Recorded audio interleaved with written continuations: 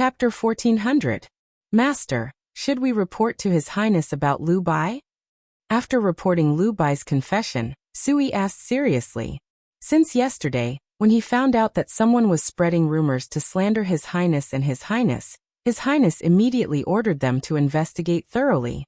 As expected, someone was fanning the flames behind the scenes. Chu Qingyan propped up her chin in boredom and shook her index finger. Don't tell His Highness yet. He's been very busy recently. Don't let him worry about this kind of thing. Sui nodded. Then what should we do with Liu Bai? Keep him. I have a use for him. Her eyes darkened. She didn't think that the person behind this would be Xiao Ran. Every time he met her and Big Ice Cube, he was always gentle and cute. One day, he stood on the opposite side of them and cut off all familial ties. He was no longer gentle and kind. She pressed down the corners of her mouth and showed a touch of sadness. The beautiful memories of the past could only be buried in the depths of her mind. At this time, Xiao Su opened the curtain and walked in. Jean Xian and the others tactfully retreated. I heard that you caught someone today? Sitting down beside her, Xiao Su looked at her with a faint smile. There was no questioning or suspicion in his eyes, only honest trust. Chu Qingyan smiled and nodded without hesitation. The source of the rumors. Xiao Su's lips curved up with a faint smile. You can deal with it. I won't interfere. Chu Qingyan smiled brightly. Okay. One didn't ask, the other didn't say, but they trusted each other completely. Why are you suddenly here? Didn't Huoling say that you had something urgent to deal with? Chu Qingyan poured him a glass of water and tilted her head. The bet with the generals of the army had spread like wildfire in the army. Although Big Ice Cube didn't care, she insisted on sleeping in a tent to avoid gossip. Of course, in order to make Big Ice Cube compromise, she paid a big price. Thinking about it now, she still felt hot all over. If I have to do everything personally in the army, then what's the use of having them? Xiao Su's voice suddenly became a little cold. Since the little fellow admitted that she was a woman dressed as a man, those old generals seemed to have made up their minds to pester him, trying to make him busy and unable to find her again. In the end, they were all quietly dealt with by him. However, there was no need to let the little fellow know about these things. She could hear the anger in Big Ice Cube's voice. It wasn't hard for her to guess that it had something to do with her. However, since Big Ice Cube didn't say anything, she didn't need to ask. If he wanted her to know, he would tell her. Chu Qingyan nodded in agreement. You're right. The battlefield is constantly changing. Even if you've made arrangements, there will be times when you'll need them to adapt to the situation. You're right. You're a war god, but you're not a god. They need their own abilities. Big Ice Cube's men were all not bad, and each of them had experienced hundreds of battles. However, when there was a strong backer, they would subconsciously rely on him. In fact, this was not good for the army. Seeing that the little fellow could understand the meaning of his words, Xiao Su felt a burst of joy in his heart. He raised his hand and pinched the soft flesh on her face. It was very smooth to the touch. About tomorrow's competition, do you have any questions? Big Ice Cube, are you opening the back door for me to cheat? She deliberately twisted his meaning and blinked at him. If you want to understand it that way, it's more or less the same. Xiao Su didn't feel that there was anything wrong with betraying his subordinates. Anyway, no matter how big the world was, it couldn't compare to the person in his arms. Chu Qingyan rolled her eyes at Jiang Yi, hugging just because he didn't like it. Xiao Su smiled. Sometimes don't take fairness too seriously. How do you know that they didn't find someone else to ask about your ability? Chu Qingyan narrowed her eyes. Then Big Ice Cube, please tell me more about their characteristics. What's in it for me? He lowered his head and looked at her, a deep smile in his eyes. Between the two of them, there was only a layer of mask, and their lips were just a hair's breadth away from touching. What do you think? She blushed and her heart raced, but she pretended to be calm. Xiao Su's lips hooked up, revealing a mysterious smile. In the middle of the night, a black shadow appeared in her tent. Looking at those eyes that were more beautiful than the stars, Chu Qingyan didn't know whether to laugh or cry. What happened to the promised rest separately? She only heard the breath by her ear. This king is here to reap the benefits. Before she could react, She had already been pushed onto the bed. The night passed in silence. At daybreak, the entire army camp was especially lively, waiting for the competition at noon. During lunch, Mr. Chu, Mrs. Chu, and the others sat around the table and looked nervously at the main character of the day. Unfortunately, the main character didn't take himself seriously and focused on eating. From time to time, he would even feed the 4 animals at his feet. Kai, you'll be competing in a while. Are you confident? Mother Chu asked worriedly. Mother, I don't have the ability to do that. How would I dare to take on that porcelain task? Chu Qingyan replied with a smile. Although she said that, Mother Chu was still worried. Father Chu suddenly patted the back of his wife's hand and comforted her. Dan Yang, don't worry. Kai has my heroic spirit back in the day. She'll definitely beat those people to a pulp. Moreover, I'll cheer for her. When Mother Chu heard this, she didn't want to burden her daughter and lowered her head to eat. Xining was serving the dishes at the side. She pursed her lips, as if she was being bullied. Master, are you really going to fight 1 against 3? Why don't we send the Howling Cheese Men up? I believe they are also first-class experts. Chu Qingyan had just finished eating and put down the bowl. She wiped her mouth and raised her brows at her little servant. What? You have confidence in Jean Xian but not in me. You're not even married yet, but you're already siding with outsiders? When Xining heard this, she couldn't care less about what she had just asked. She glanced at Jean Xian, who was looking at her, and immediately covered her blushing cheeks. She stomped her feet at her master. Master, what nonsense are you saying? Then she ran out like a wisp of smoke. Chu Qingyan pursed her lips and couldn't help but laugh. Then she met the faint smile in Big Ice Cube's eyes. The competition would begin in an hour. Chu Qingyan planned to rest and recharge her energy for a while, but she was stopped by her father. Kai, Father believes in you. When the time comes, Father will stand at the side and cheer for you. I'll definitely drown out those brats' voices. Haha, I knew Father is the best. Chu Qingyan grinned at her father. She was touched by his encouragement, but she didn't take his solemn last sentence to heart. When she saw her father's lineup, she didn't know whether to cry or laugh. Noon arrived. Everyone had already arrived at the competition venue, the training grounds. I didn't expect you to really dare to come. Wu Lin saw Chu Qingyan appear and sneered coldly. Chu Qingyan shrugged. I didn't expect General Wu to also dare to come. An eye for an eye, who didn't know how to return an eye for an eye?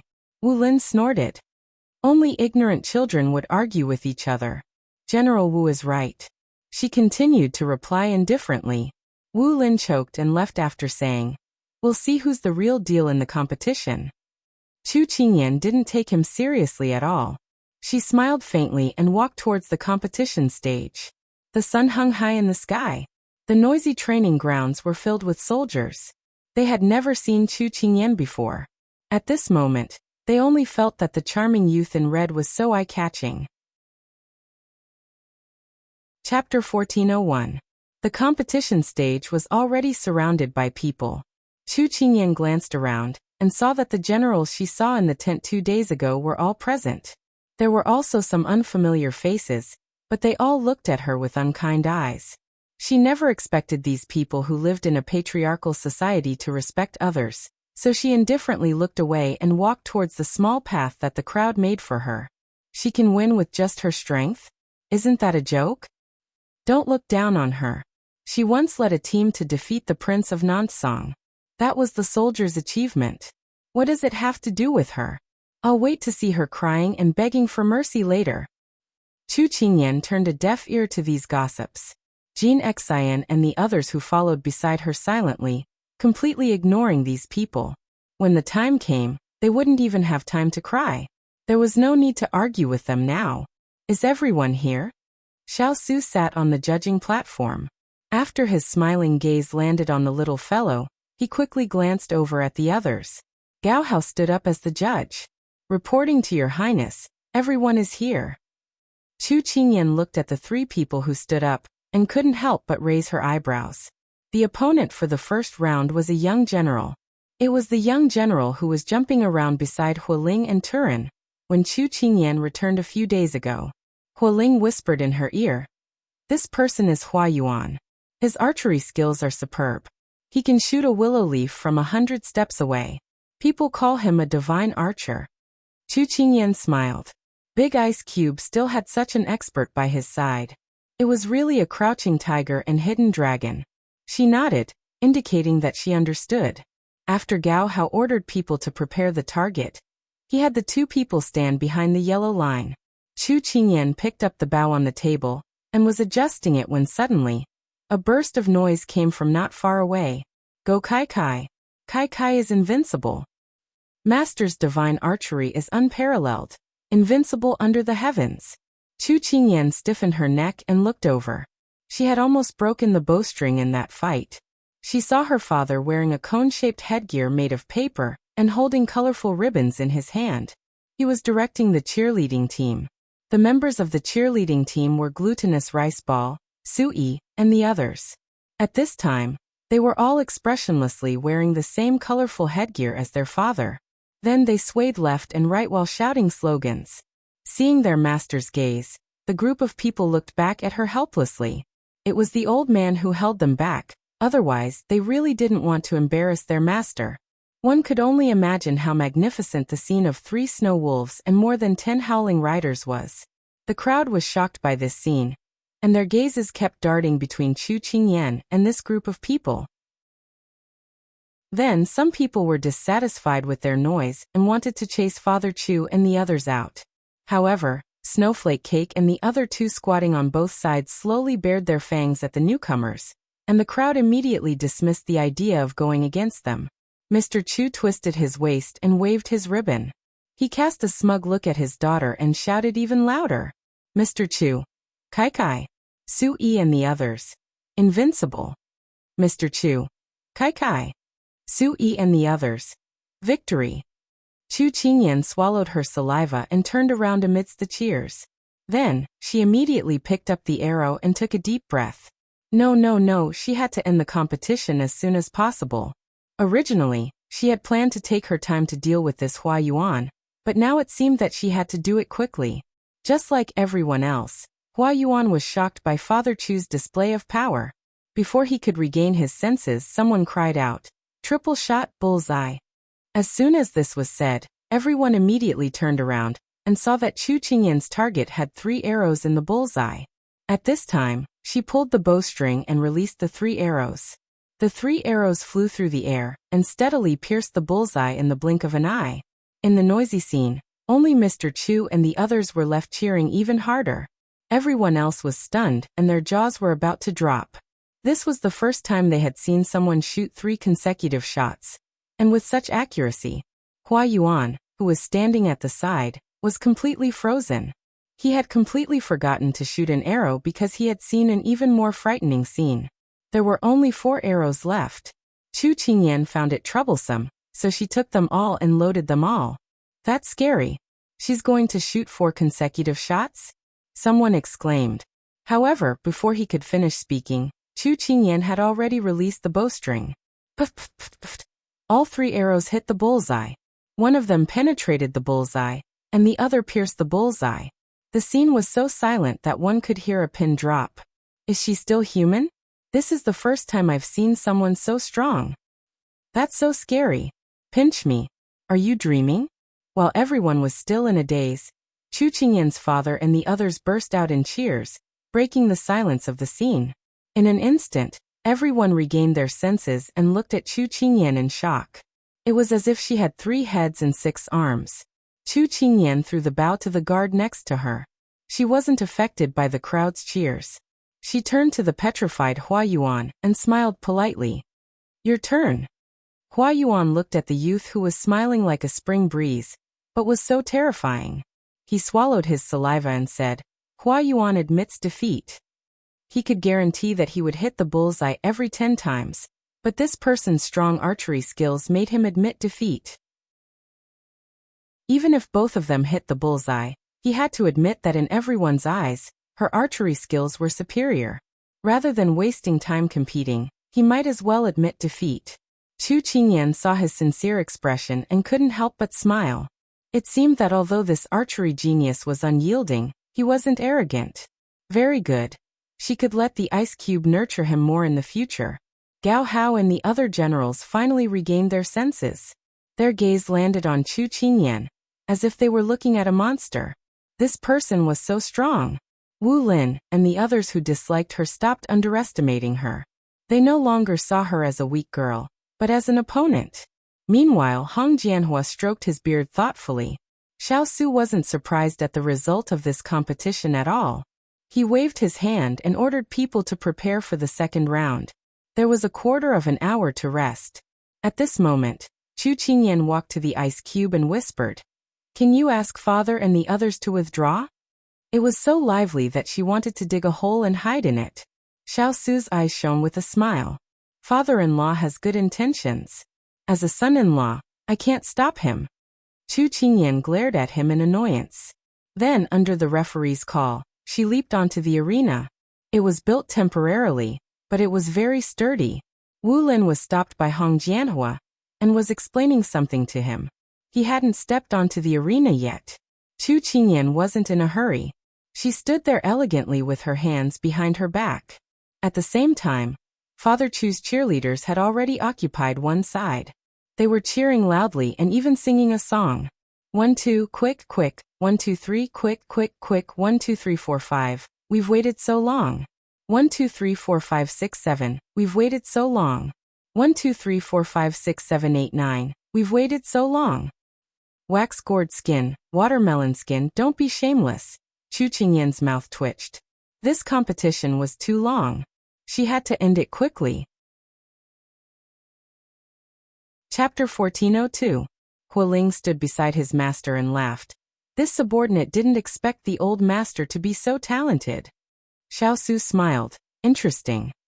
When Wu Lin heard the repeated cheers, he couldn't help but jump onto the martial arts stage with a dark face.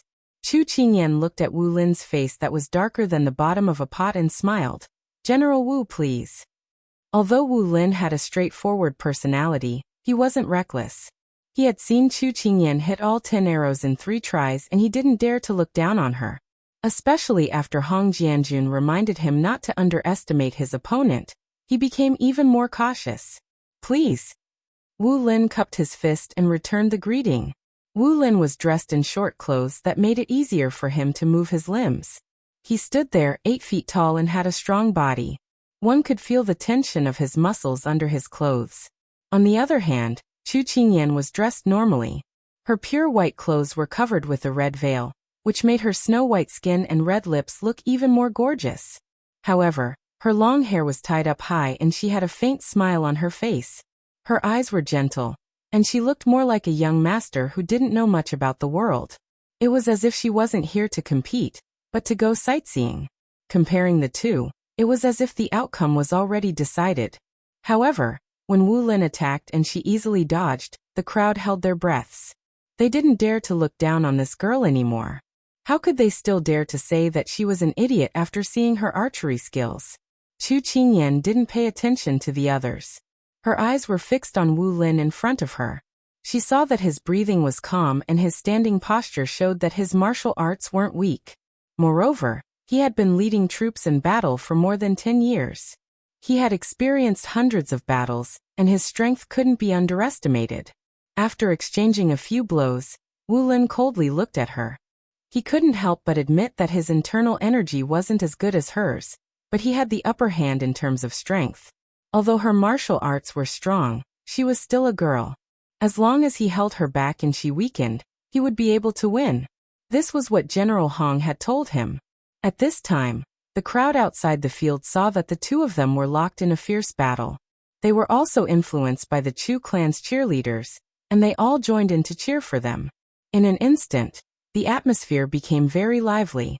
After exchanging more than 50 moves with Wu Lin, Chu Qingyan was still at ease. She had already seen through Wu Lin's plan, but she didn't finish him off immediately. At least, she had to leave some face for Ice Cube. This person was his valiant general, and she couldn't lose too badly. After understanding this person's ability, Chu Qingyan suddenly changed her gentle fighting style and punched towards Wu Lin's face.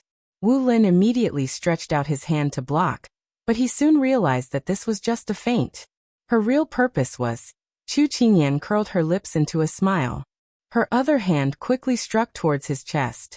With a roundhouse kick, Wu Lin was like a kite with a broken string. He was easily kicked off the stage by her. This was terrifying.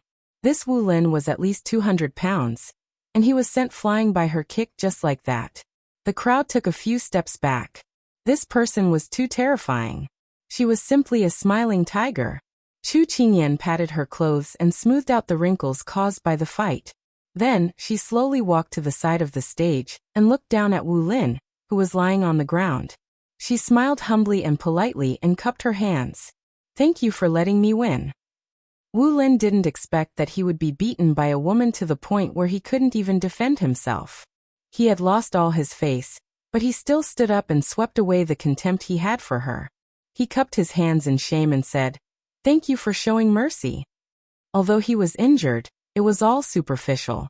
Her boxing skills were far above his, and it would be easy for her to finish him off. However, she didn't.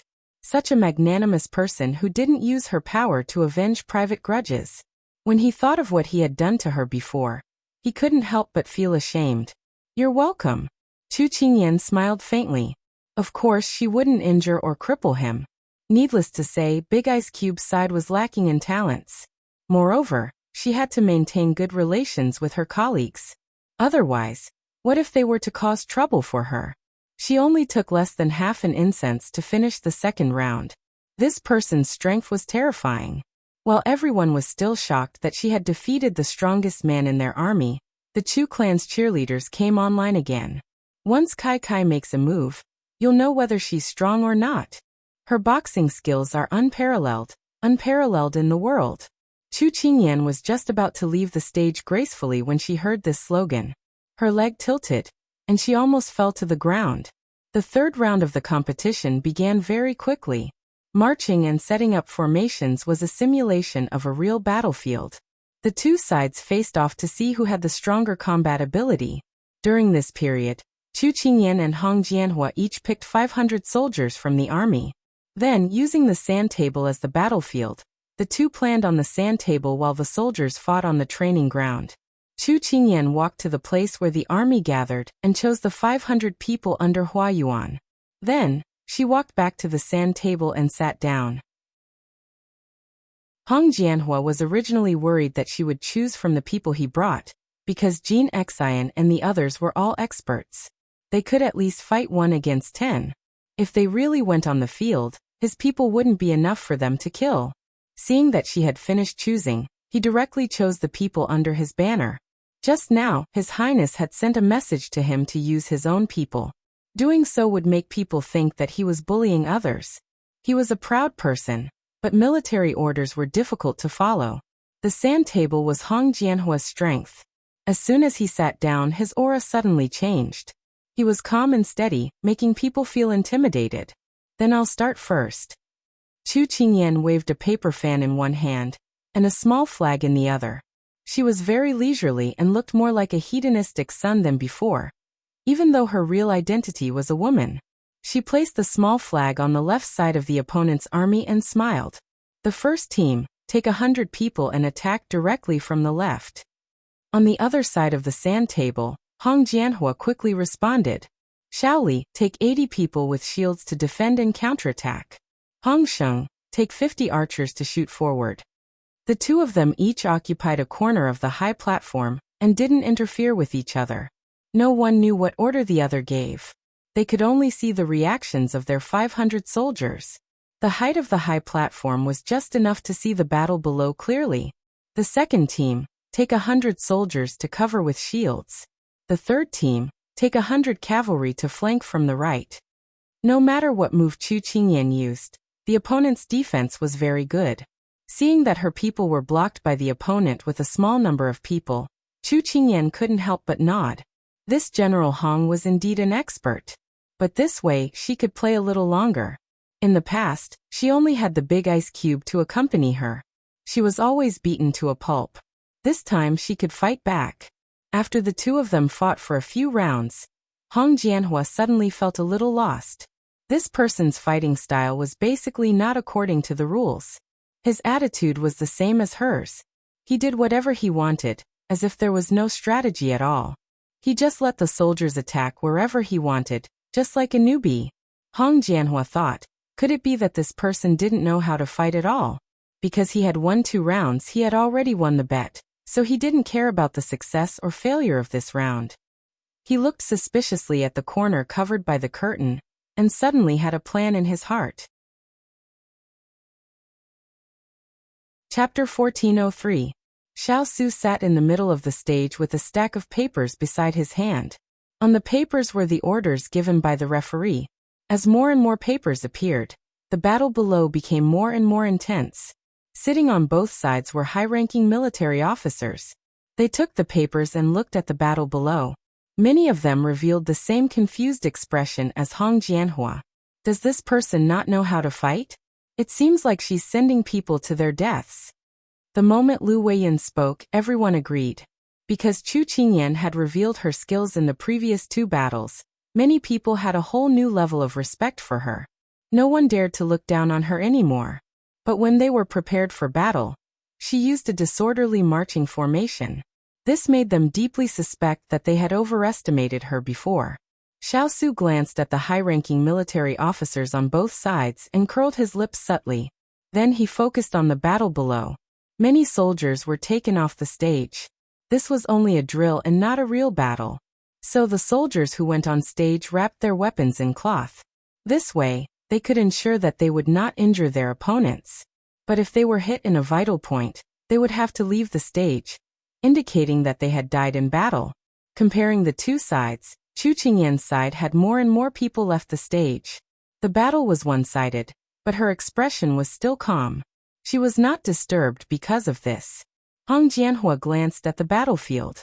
He had only lost 100 soldiers, but the other side had lost twice as many men.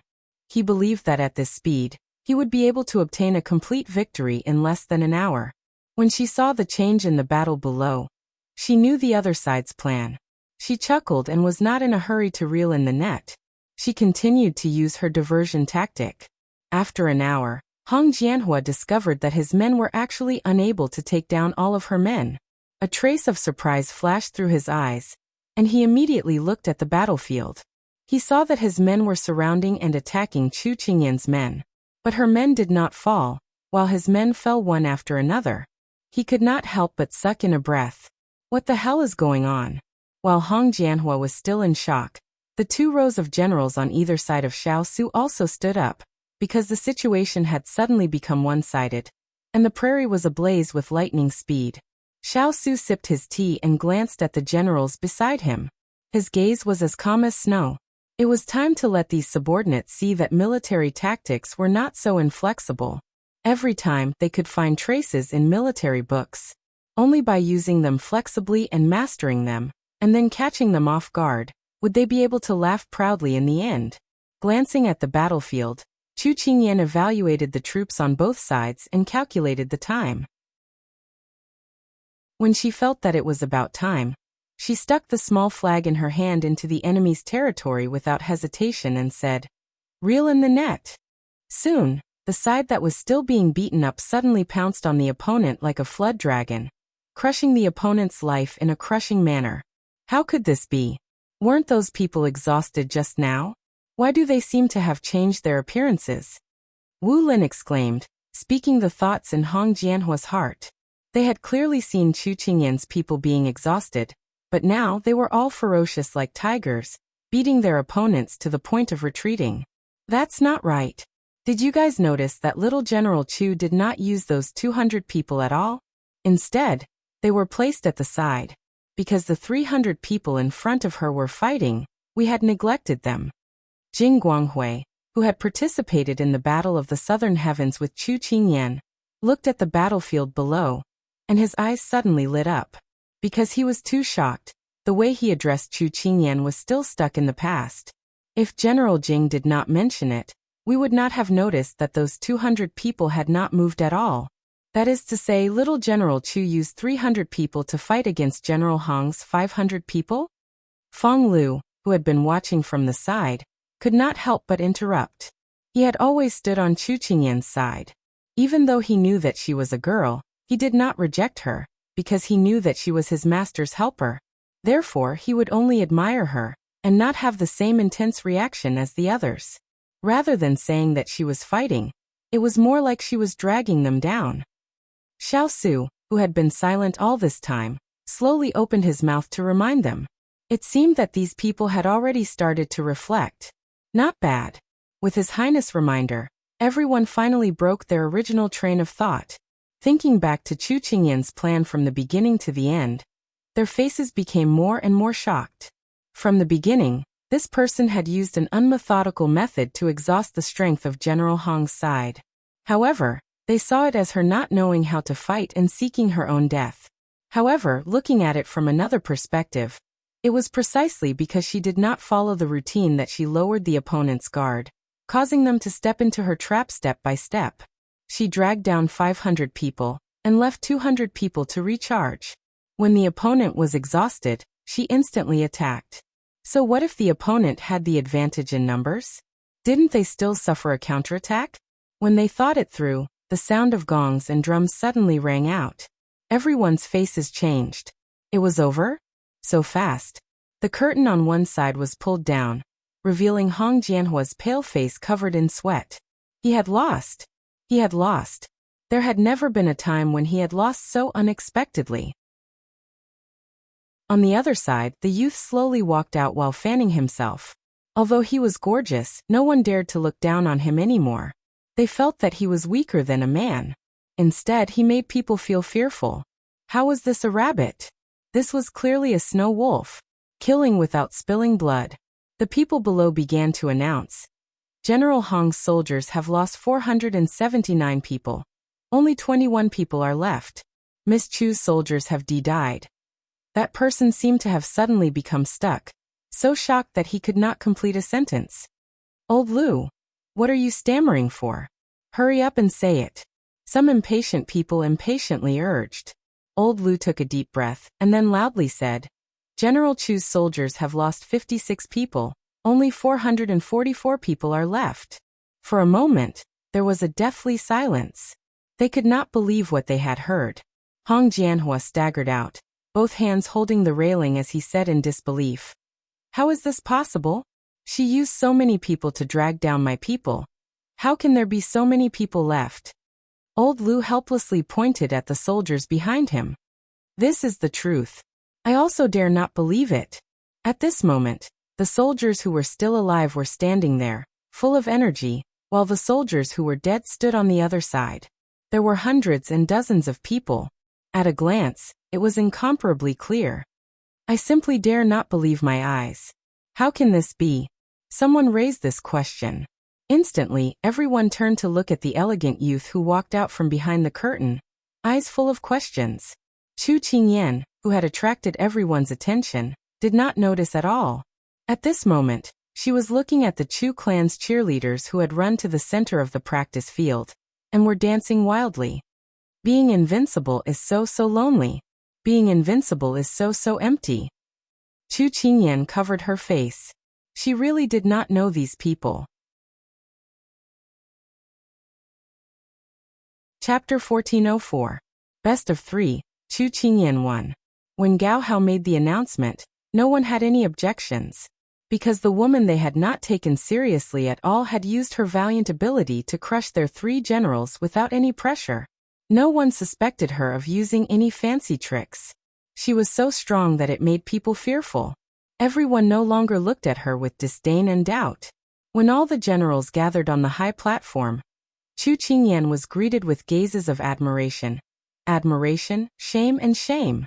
And Hong Jianhua, who had already accepted the fact that he had lost, pushed aside the crowd and impatiently walked in front of Chu Qingyan. Jin Xian thought that this person was going to renege on his loss, and immediately stood in front of his master. Hong Jianhua was anxious and wanted to reprimand Jin Xian and leave, but he felt a chill run down his spine, as if a basin of cold water had been poured over him. He turned his head and met his lord's cold gaze. He couldn't help but tremble. Only then did he realize that his actions had caused a misunderstanding. He was not a person who could not accept defeat. He immediately cupped his hands and explained to Chu Qingyan. This general has no other intentions. I just want to ask young General Chu about the question of the number of casualties. This general is very puzzled. Why are there so many people left? This was not only Hong Jianhua's question, but also the question of everyone present. They all turned to look at Chu Qingyan, thirsting for knowledge, wanting to know the answer. When General Hong had been defeated, they had seen Chu Qingyan's tactics. While they were shocked and impressed, they also felt fear. She had actually used the lives of 300 soldiers as a stake. It was very bold and very vicious. If she had several times more people under her control and several times more enemies, wouldn't the price she had to pay be even greater? But the result was reversed. There were so many people who had survived. It was beyond imagination, and they had even won. Chu Qingyan called out to Jean Xian. Jean Xian understood and retreated behind her, while she looked at Hong Jianhua with a faint smile. Military strength is the foundation of war. This Chu is not a cruel person who only wants to win without caring about the lives of the soldiers. Unless there is no other choice, I will not use a strategy that harms 1,000 of the enemy and 800 of my own men. Chu Qingyan's words were clear. Because she was on the high platform and because she did not suppress her voice, it spread to every corner of the platform. The soldiers gathered around the high platform heard it clearly.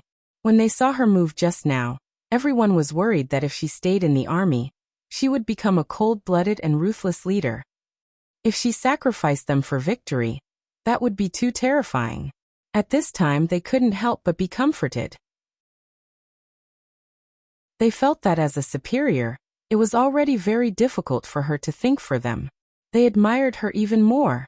Chu Qingyan's words were meant for the people below the platform to hear. She was afraid that in the eyes of the army, she would become the Azura from hell. Chu Qingyan continued to explain to Hong Jianhua with a smile. As for why there are so many people left behind, it is because this Chu had already instructed them before going to the battlefield.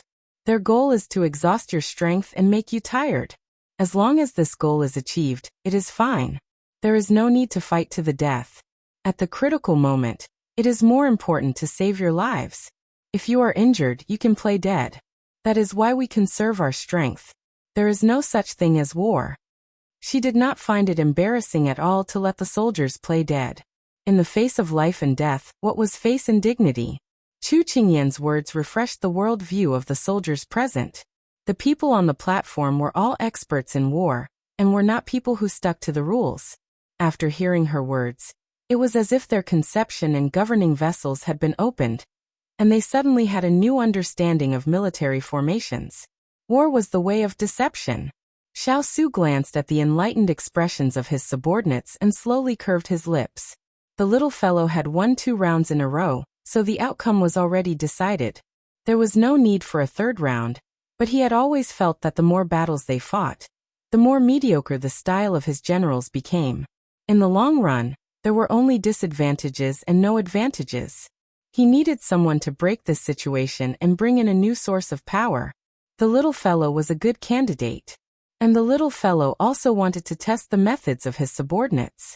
The two of them had the same idea and continued to compete in the third round. The result was just what he wanted.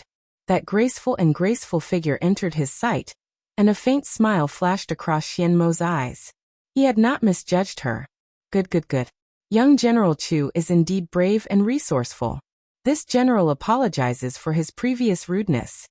Hong Jianhua stepped forward and bowed with his hands clasped in front. With Hong Jianhua as an example, the rest of the people immediately cupped their hands and apologized. Young General Chu, please forgive us for our previous offense. Young General Chu, please forgive us. Now everyone had changed the way they addressed her. The people who came from the army were all straightforward. They were not like the civil officials who were scheming. They said whatever was on their mind. Right was right, wrong was wrong, and they were not pretentious. Previously, when they heard the rumors, they thought that this woman was Hu Mei.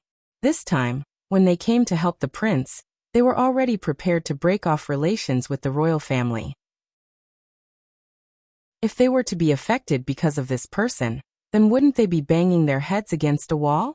However, they did not expect that this person was not only not a burden, but also a help to Lord. Whether it was strength or intelligence, she was far above them. How could they care about whether she was a man or a woman? At this critical moment, one more talent meant one more strength, and one more strength meant one more chance of winning. When a person reached such a level of strength, in their eyes, it was already beyond gender. And this was beyond Chu Qingyan's expectations. She originally only wanted to stay in the army in this way, so that no one would object and not make things difficult for Big Ice Block. But she opened the folding fan to cover the smile on her face. It was an unexpected gain.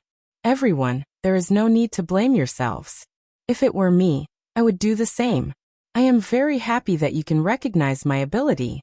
This Chu is honored. Chu Qingyan did not put on airs.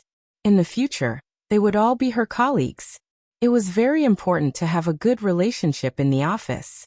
Only by being harmonious could they go further. She had such a powerful ability, yet she was humble and gentle. This made everyone feel relieved, and they immediately started chatting with her. The scene became lively all of a sudden. After a while, after enjoying the happy scene, Xiao suddenly spoke. The competition is over, and the results are out. This matter has come to an end. However, a country has its laws, and an army has its rules. Since little General Chu had disguised herself as a man to participate in the Battle of the Southern Heavens, this prince should give you an explanation while everyone is here. When these words fell, everyone was surprised and looked at each other. Gao Hao stood up. Lord, let's just forget about this matter. Young General Chu has won many battles for the Sichuan. Her ability is outstanding. Now that we are in need of people, we can let bygones be bygones. Xiao raised his hand to stop him from speaking. He calmly looked at the person surrounded by the generals and said indifferently, Yen, what are you going to do? Chapter 1405. Chu Qingyan raised her head and met those deep eyes. Under the inexplicable and nervous gazes of Jean Xian and the others, she slowly revealed a row of neat little teeth. Listen to your highness. Those eyes were calm, and no one could guess what he was thinking. They only heard him order, tie her up.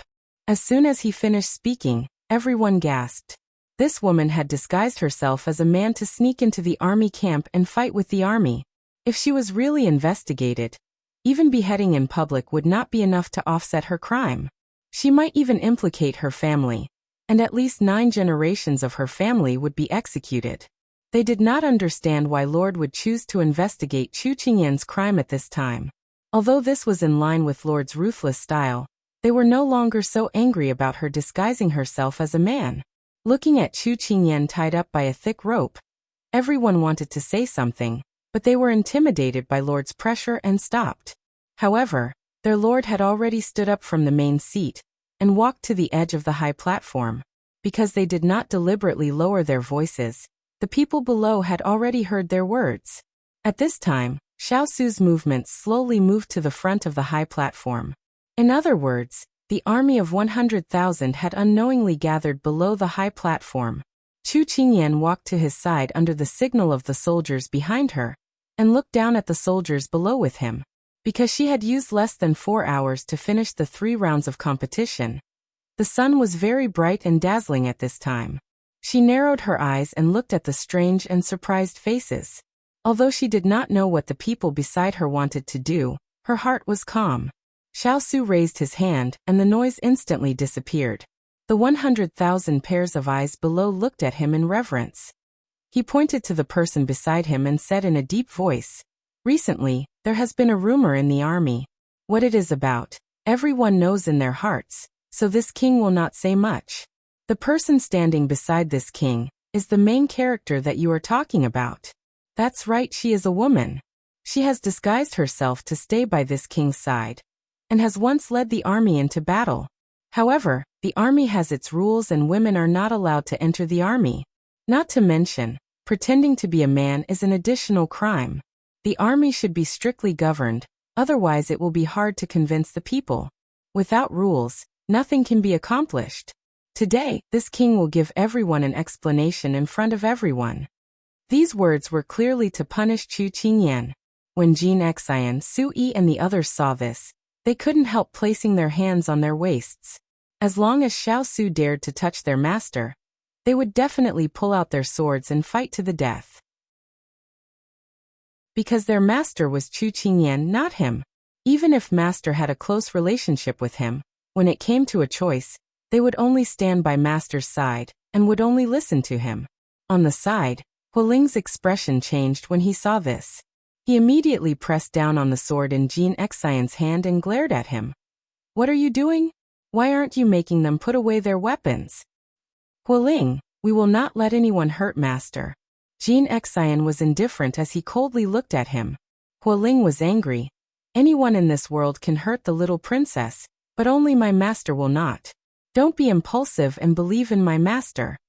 Jin Xian looked at his master, who still had a relaxed expression.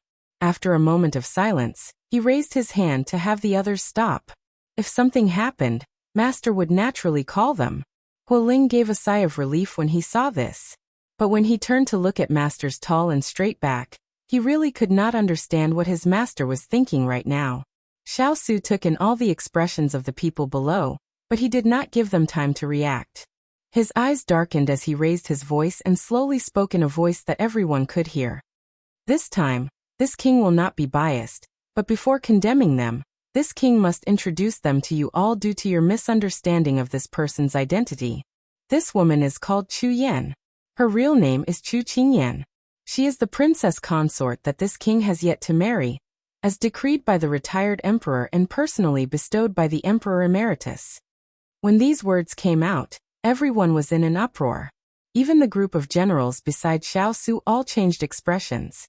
When they heard the rumors, they thought it was a seductive woman who had popped out of nowhere. They never thought she would have this kind of identity. They felt even more guilty and blamed themselves than before. It was them who had gauged the heart of a gentleman with the yardstick of a villain. Xiao Su looked at everyone's reaction and his expression did not change. He continued. At that time, the Battle of Southern Song had begun. The situation was dangerous and dozens of cities had fallen. There were very few people at this king's side that could be used. It was Chu Qingyan who volunteered to lead the army to resist the enemy and save the people from the fire and water. So there was this kind of story behind it. Rumors were really harmful. At this time, they looked at Chu Qingyan on the stage. She was clearly elegant and refined with a gentle and kind appearance. How could someone say she was a seductive beauty?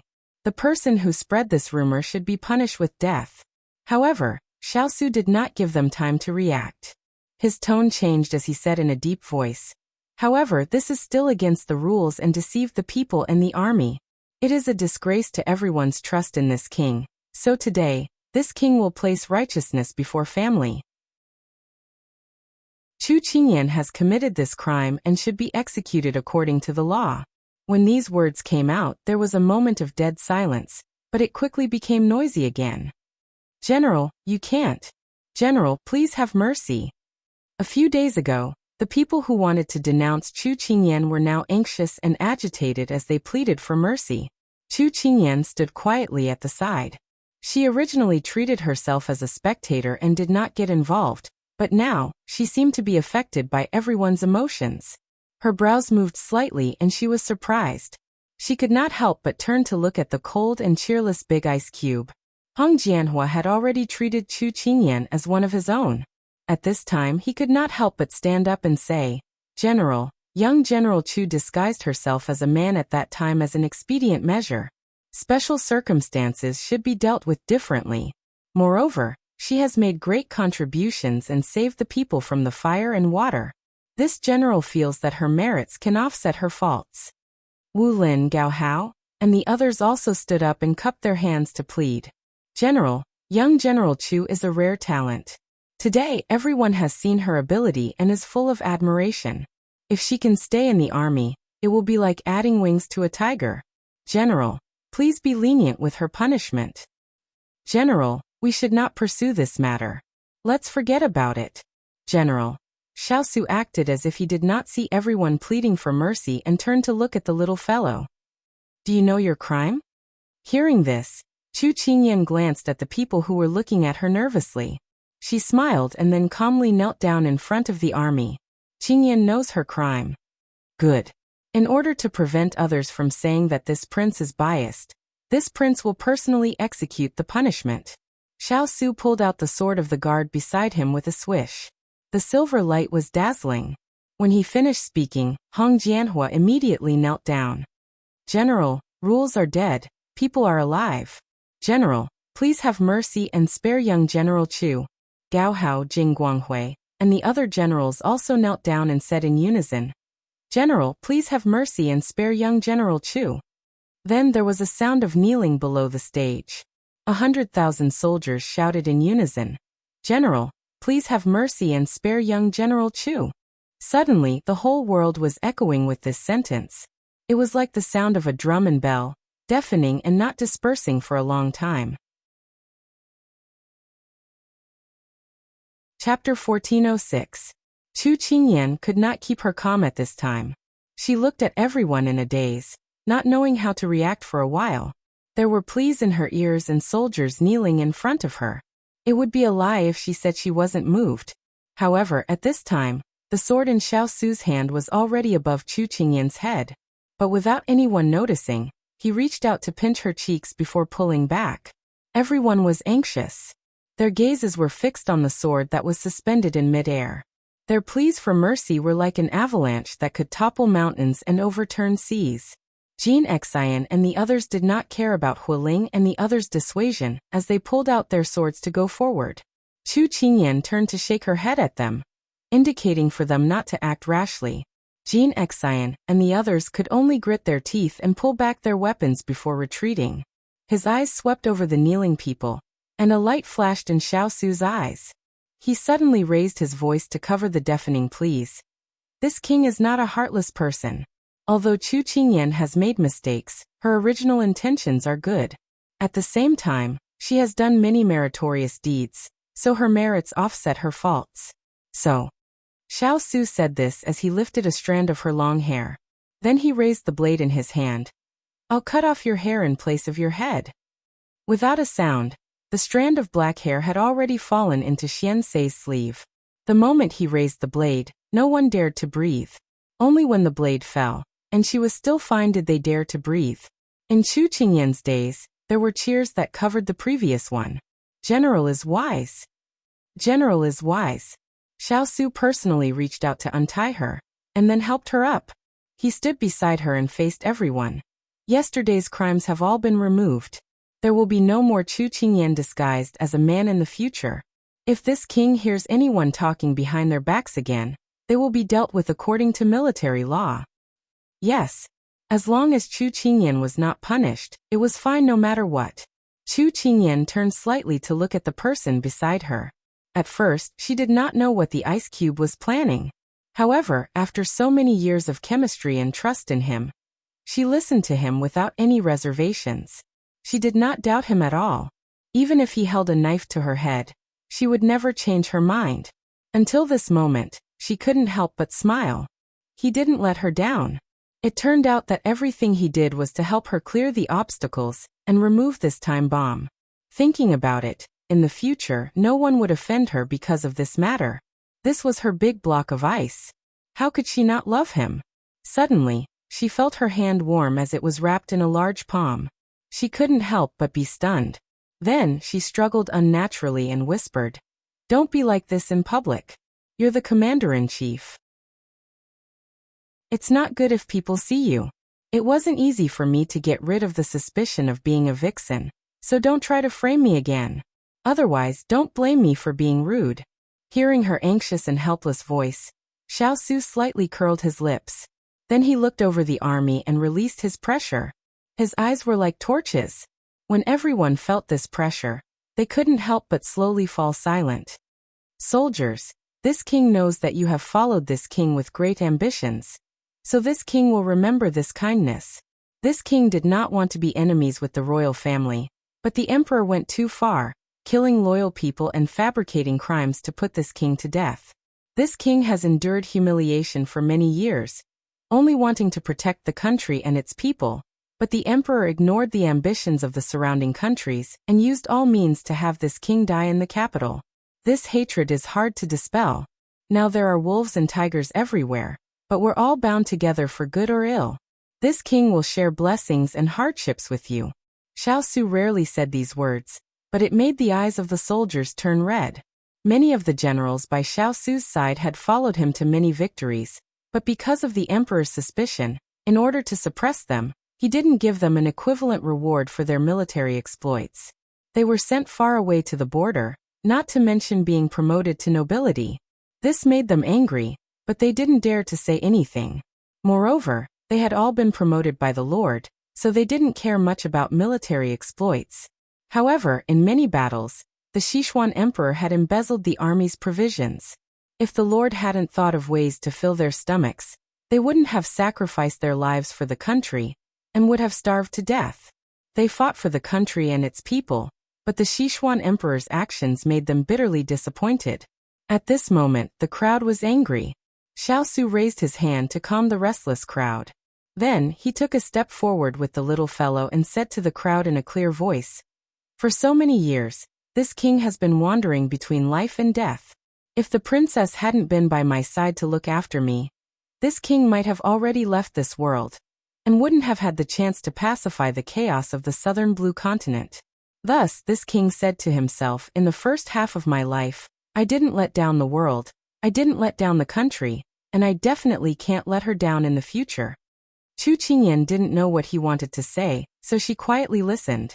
However, she had a feeling that something was about to happen.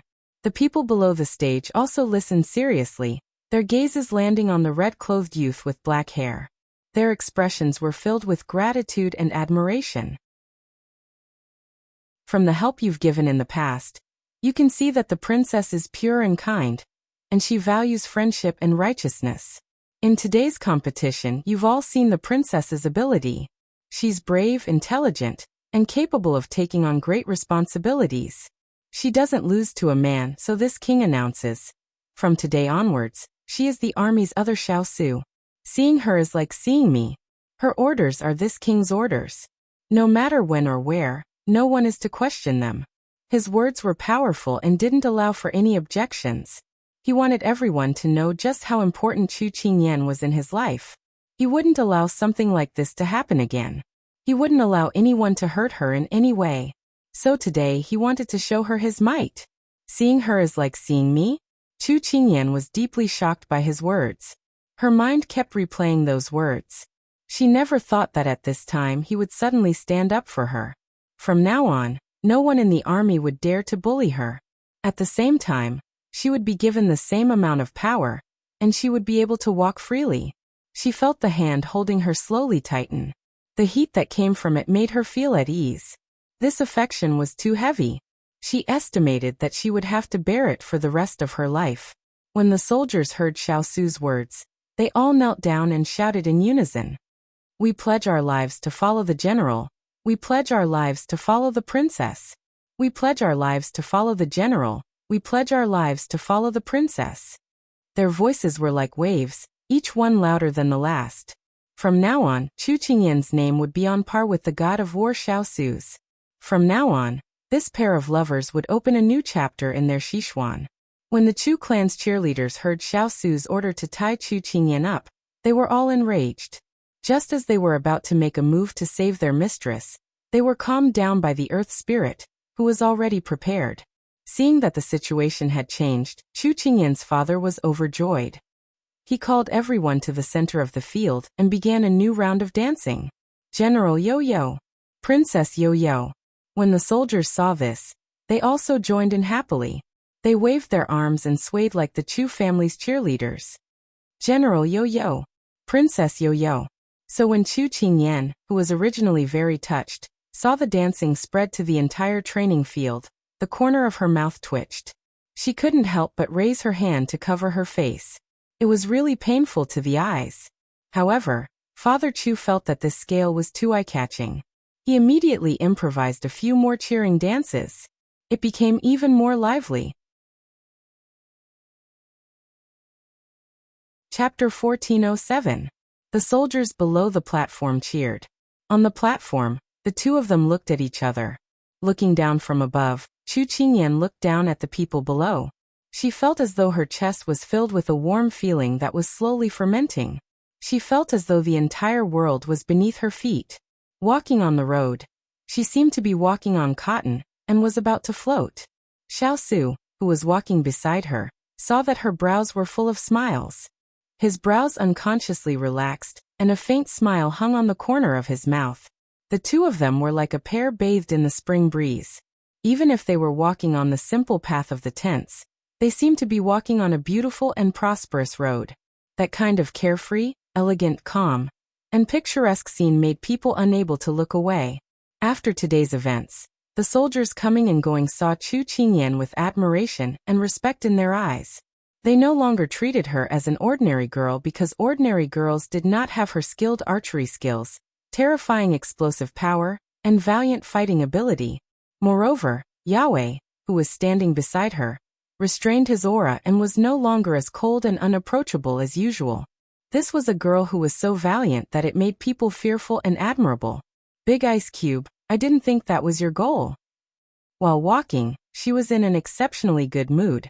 Not only because she had won the competition and won the respect of the soldiers, but also because of everything he had done for her on the platform.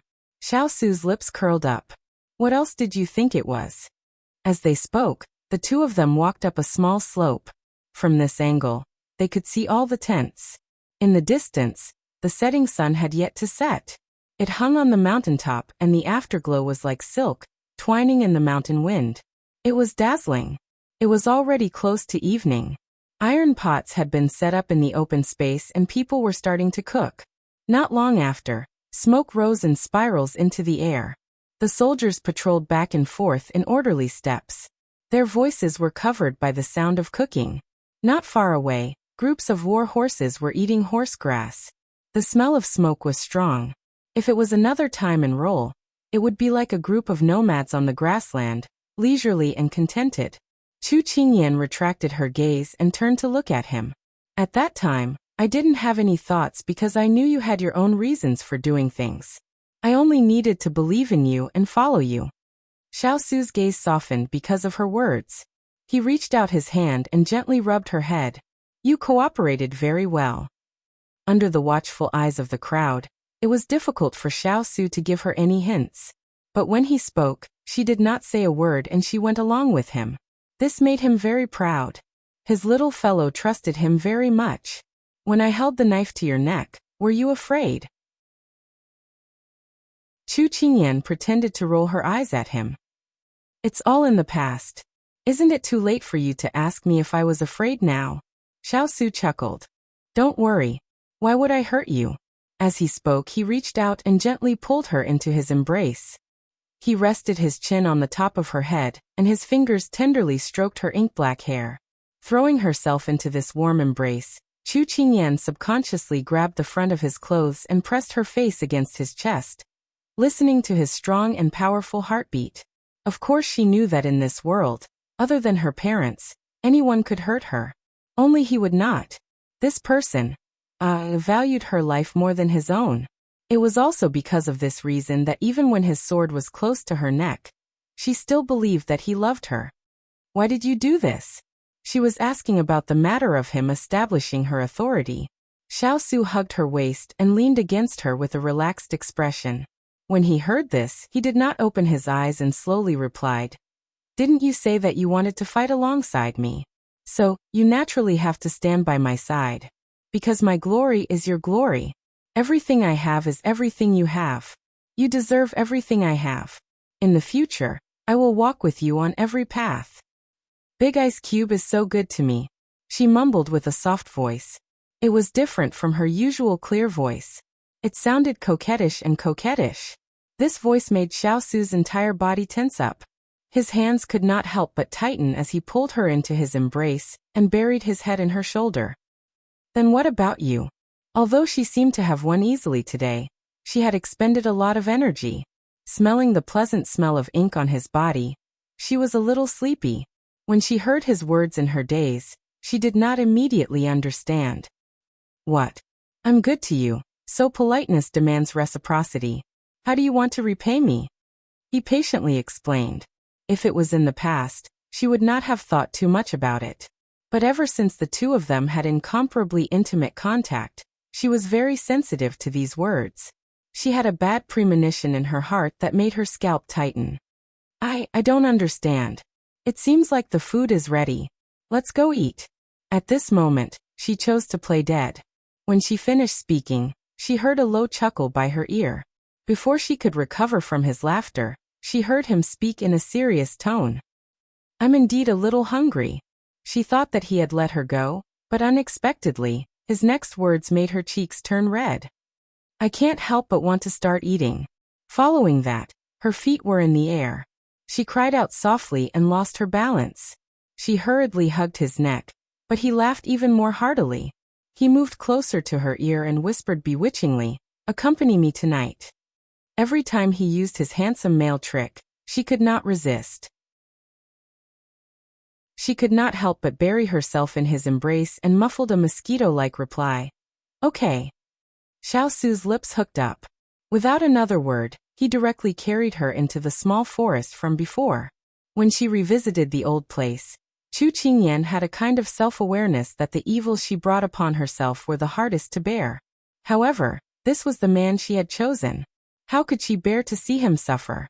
The moon hung above the treetops. The night was hazy and the mountain breeze was gentle. It was a beautiful place to talk about love. Although the two masters did not see each other from afternoon to night, the smart ones knew that they should not disturb them. Each of them concentrated on their own matters. 100 li away, there was a group of light cavalry galloping on the road. How much longer until we arrive? The leader of the group was dressed in black armor, and asked the person beside him. Fourth Highness, we will arrive in another day. Yanshi looked into the distance, then retracted his gaze and replied. Very good.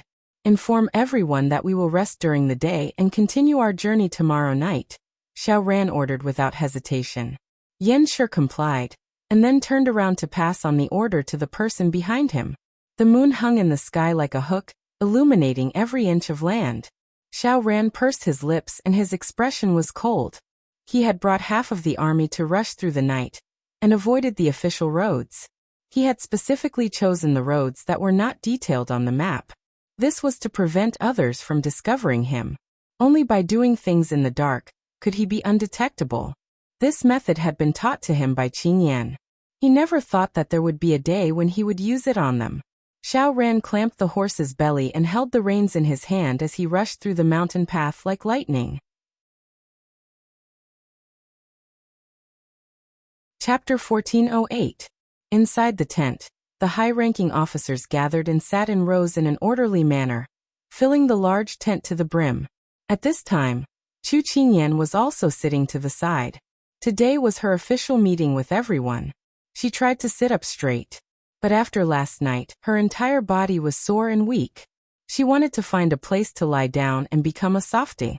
Beside her, a certain person who had eaten his fill had a silver mask on his face, but his smiling eyes showed his mood.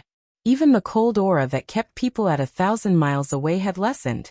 The generals who did not know the situation thought that with Wang Fei present, Wang Yi was more human. He was not as cold and hard to get close to as before. It seemed that Wang Fei was right to stay. They wanted to worship her. Chu Qingyan felt everyone's gaze and glanced at him even more exasperatedly. If he had not said that he would not touch her in the future, she would not have allowed him to mess around last night. She knew what he meant. As the commander-in-chief, he carried the lives and trust of tens of thousands of soldiers on his shoulders. How could he indulge in love? But it was because she was soft-hearted that she fell into his trap. Now even walking was difficult for her. At this time, it was time for a serious discussion. Where is Xiao Ran's army now? Xiao Su asked faintly. Jing Guanghui stood up. He was in charge of intelligence gathering. They started moving in our direction 3 days ago. They will arrive in 4 or 5 days. When Chu Qingyan heard this, she couldn't help but frown. She had heard the news that Xiao Ran was leading an army to chase after the big ice block. Why were they still so far away? Immediately after, Jing Guanghui said.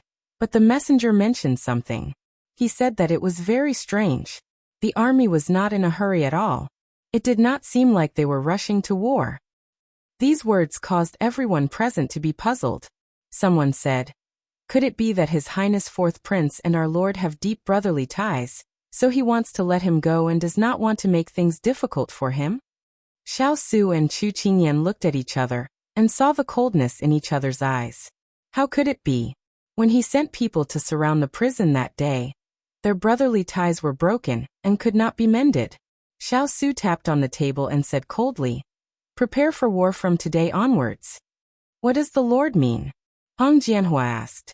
Xiao Su pursed his lips. "Xiao Ran has used a camouflage technique. He should have brought his men and approached us quickly. What the scouts saw was that he left behind a small force to disguise as an army of 200,000. His goal is to delay us and lower the army's guard.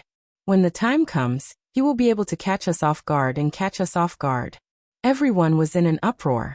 They completely believed in Lord's judgment. At this moment, they were astonished that the quiet and gentle fourth prince actually had such a trick up his sleeves. The Lord is wise. What should we do now?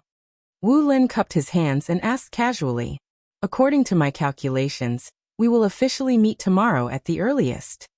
Xiao Su was silent for a while, and then his voice became solemn. "Gao Hao, listen to my orders. Jing Guanghui, listen to my orders. Wu Lin, heed my orders." The orders were passed down. The generals who received the orders left the tent one after another. Soon, the tent was much emptier. Chu Qingyan, who was waiting for orders wholeheartedly, did not hear her name until the end. After everyone left, she placed her hands on the table in front of him and asked fiercely, "What about me?" Xiao Su had already expected that she would not be able to sit still. He reached out and patted the back of her hand, comforting her. "Don't worry. I have already transferred Fong Lu to your command. It's just that he has not returned yet. When he comes back, I will let you familiarize yourself with the troops." A certain someone who had been successfully pacified snorted a few times, and then said, "Why did you think of transferring Fong Lu to me?" Xiao Su smiled lightly. "The people under him are responsible for more things, whether it is scouting, receiving, or fighting. Having multiple roles suits your style. Moreover, you have worked with him before. The two of you can skip the step of familiarizing yourself with each other. It will be easier for you to get used to each other." Chu Qingyan's eyes lit up when she heard this. When they were recruiting, she suggested that he could choose people with special abilities from everyone and cultivate an elite troop that could be used at any time. She did not expect that not only did the big ice block listen to her, he actually cultivated them. "Are you really giving them all to me?" She could not help but confirm again. Xiao Su raised his hand and rubbed her face in amusement. "Who else should I give them to if not you? You are the one who suggested it. Of course, you are responsible for closing the stall. Moreover, I have the fierce cavalry. I don't have extra energy to manage them. Although you have the fierce cavalry, there are only a few dozen of them. The fierce cavalry has 1,500 people. The number of people is not comparable to the other generals, but each of them has skills that are enough for you to use. Moreover, Fong Lu's ability is not enough to control them. I need you to help me train them and display their true abilities." His little fellow was smart and quick-witted. She knew how to use people. Her mind was full of strange ideas. She did not walk the path of ordinary people. He believed that in the near future, she would definitely bring him a pleasant surprise. He was looking forward to it. "I know you treat me the best. Then I will wait for Fong Lu to come back and meet these people." She laughed mischievously. Her fingers touched her chin, smiling like a fox.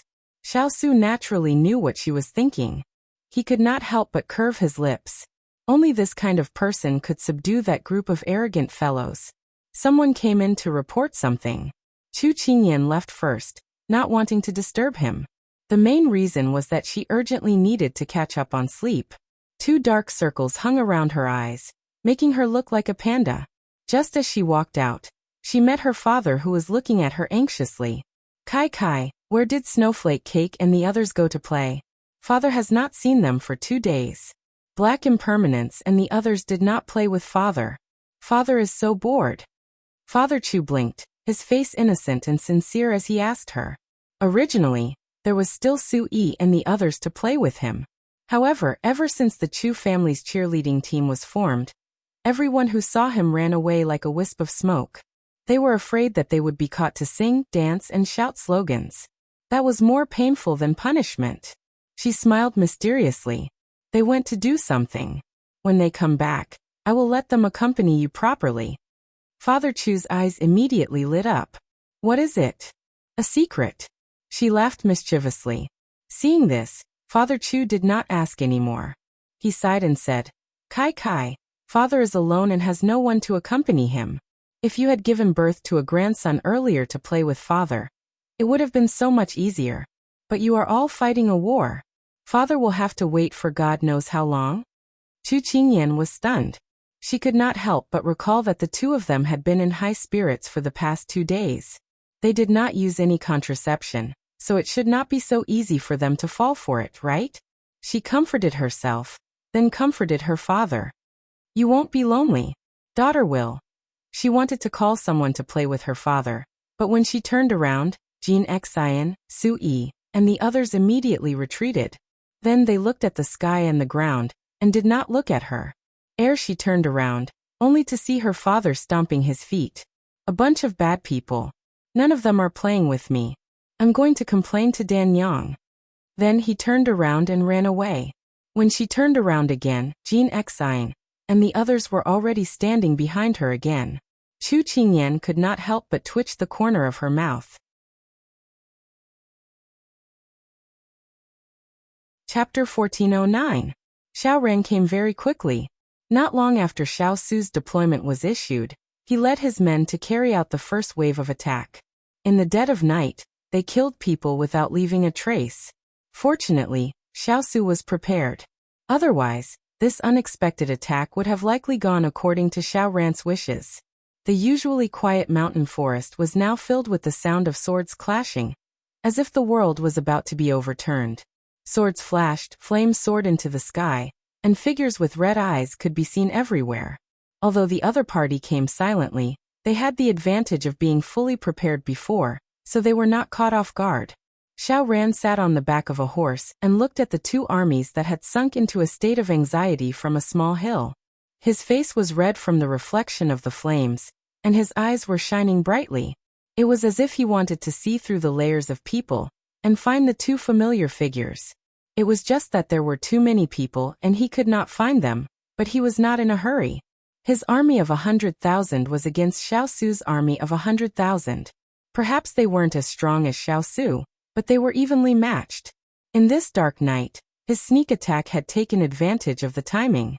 At the very least, he could cause them to panic for a moment, and that was exactly what he needed. Your Highness, our people have surrounded them in the southeast and north. Yanshi rode up the hill on his warhorse and reported. Very good, the plan is going well. Xiao Ran nodded, and there was a faint smile on his face. Yanshi smiled, but when he recalled the scene half an hour ago, he could not help but shiver in his heart. Although they were a little caught off guard at the moment of the fight, they soon reacted and entered the combat state. The people trained by the King of England are really strong. Our two small teams were almost completely wiped out, but no matter how strong they have been confused by us and are now falling into our trap. If they are not strong, eldest brother is not worthy of the title of Sichuan God of War. Xiao Ran pulled his lips and looked back at the battlefield below. A gust of mountain wind blew, and his eyes were a little cold. Yanshi nodded repeatedly. Your Highness is right. Otherwise, we wouldn't have spent so much effort to set this up. Xiao Ran did not respond to his words. It was as if his whole mind was on the battlefield. He stood beside him obediently, and did not speak anymore. He watched the battle below intently. Although he did not show it on the surface, he was still shocked by the ferocity and valiance of the King of England's men. Although His Highness the Fourth Prince had said that there was no need to worry about them gaining the upper hand, and that as long as he could delay them and make them lower their guard, the final counterattack would be the key. But when he saw the battle, he was still deeply shocked. If he didn't know that His Highness the Fourth Prince still had some tricks up his sleeve, he probably wouldn't have the mental strength to deal with the situation in front of him. 100,000 against 100,000. It seemed like two weights that could be balanced on a scale. However, when one side was stronger than the other, the scale would tilt. For example, right now, The attacking enemy troops were approaching in waves. The fighting in the east, south, and north was endless. If they were not all blocked by Xiao Su's iron walls, they would be beaten to a pulp. Being attacked by others was a very annoying thing, but because they had already hinted that they had made the corresponding notification, the generals were not in a hurry to deal with it.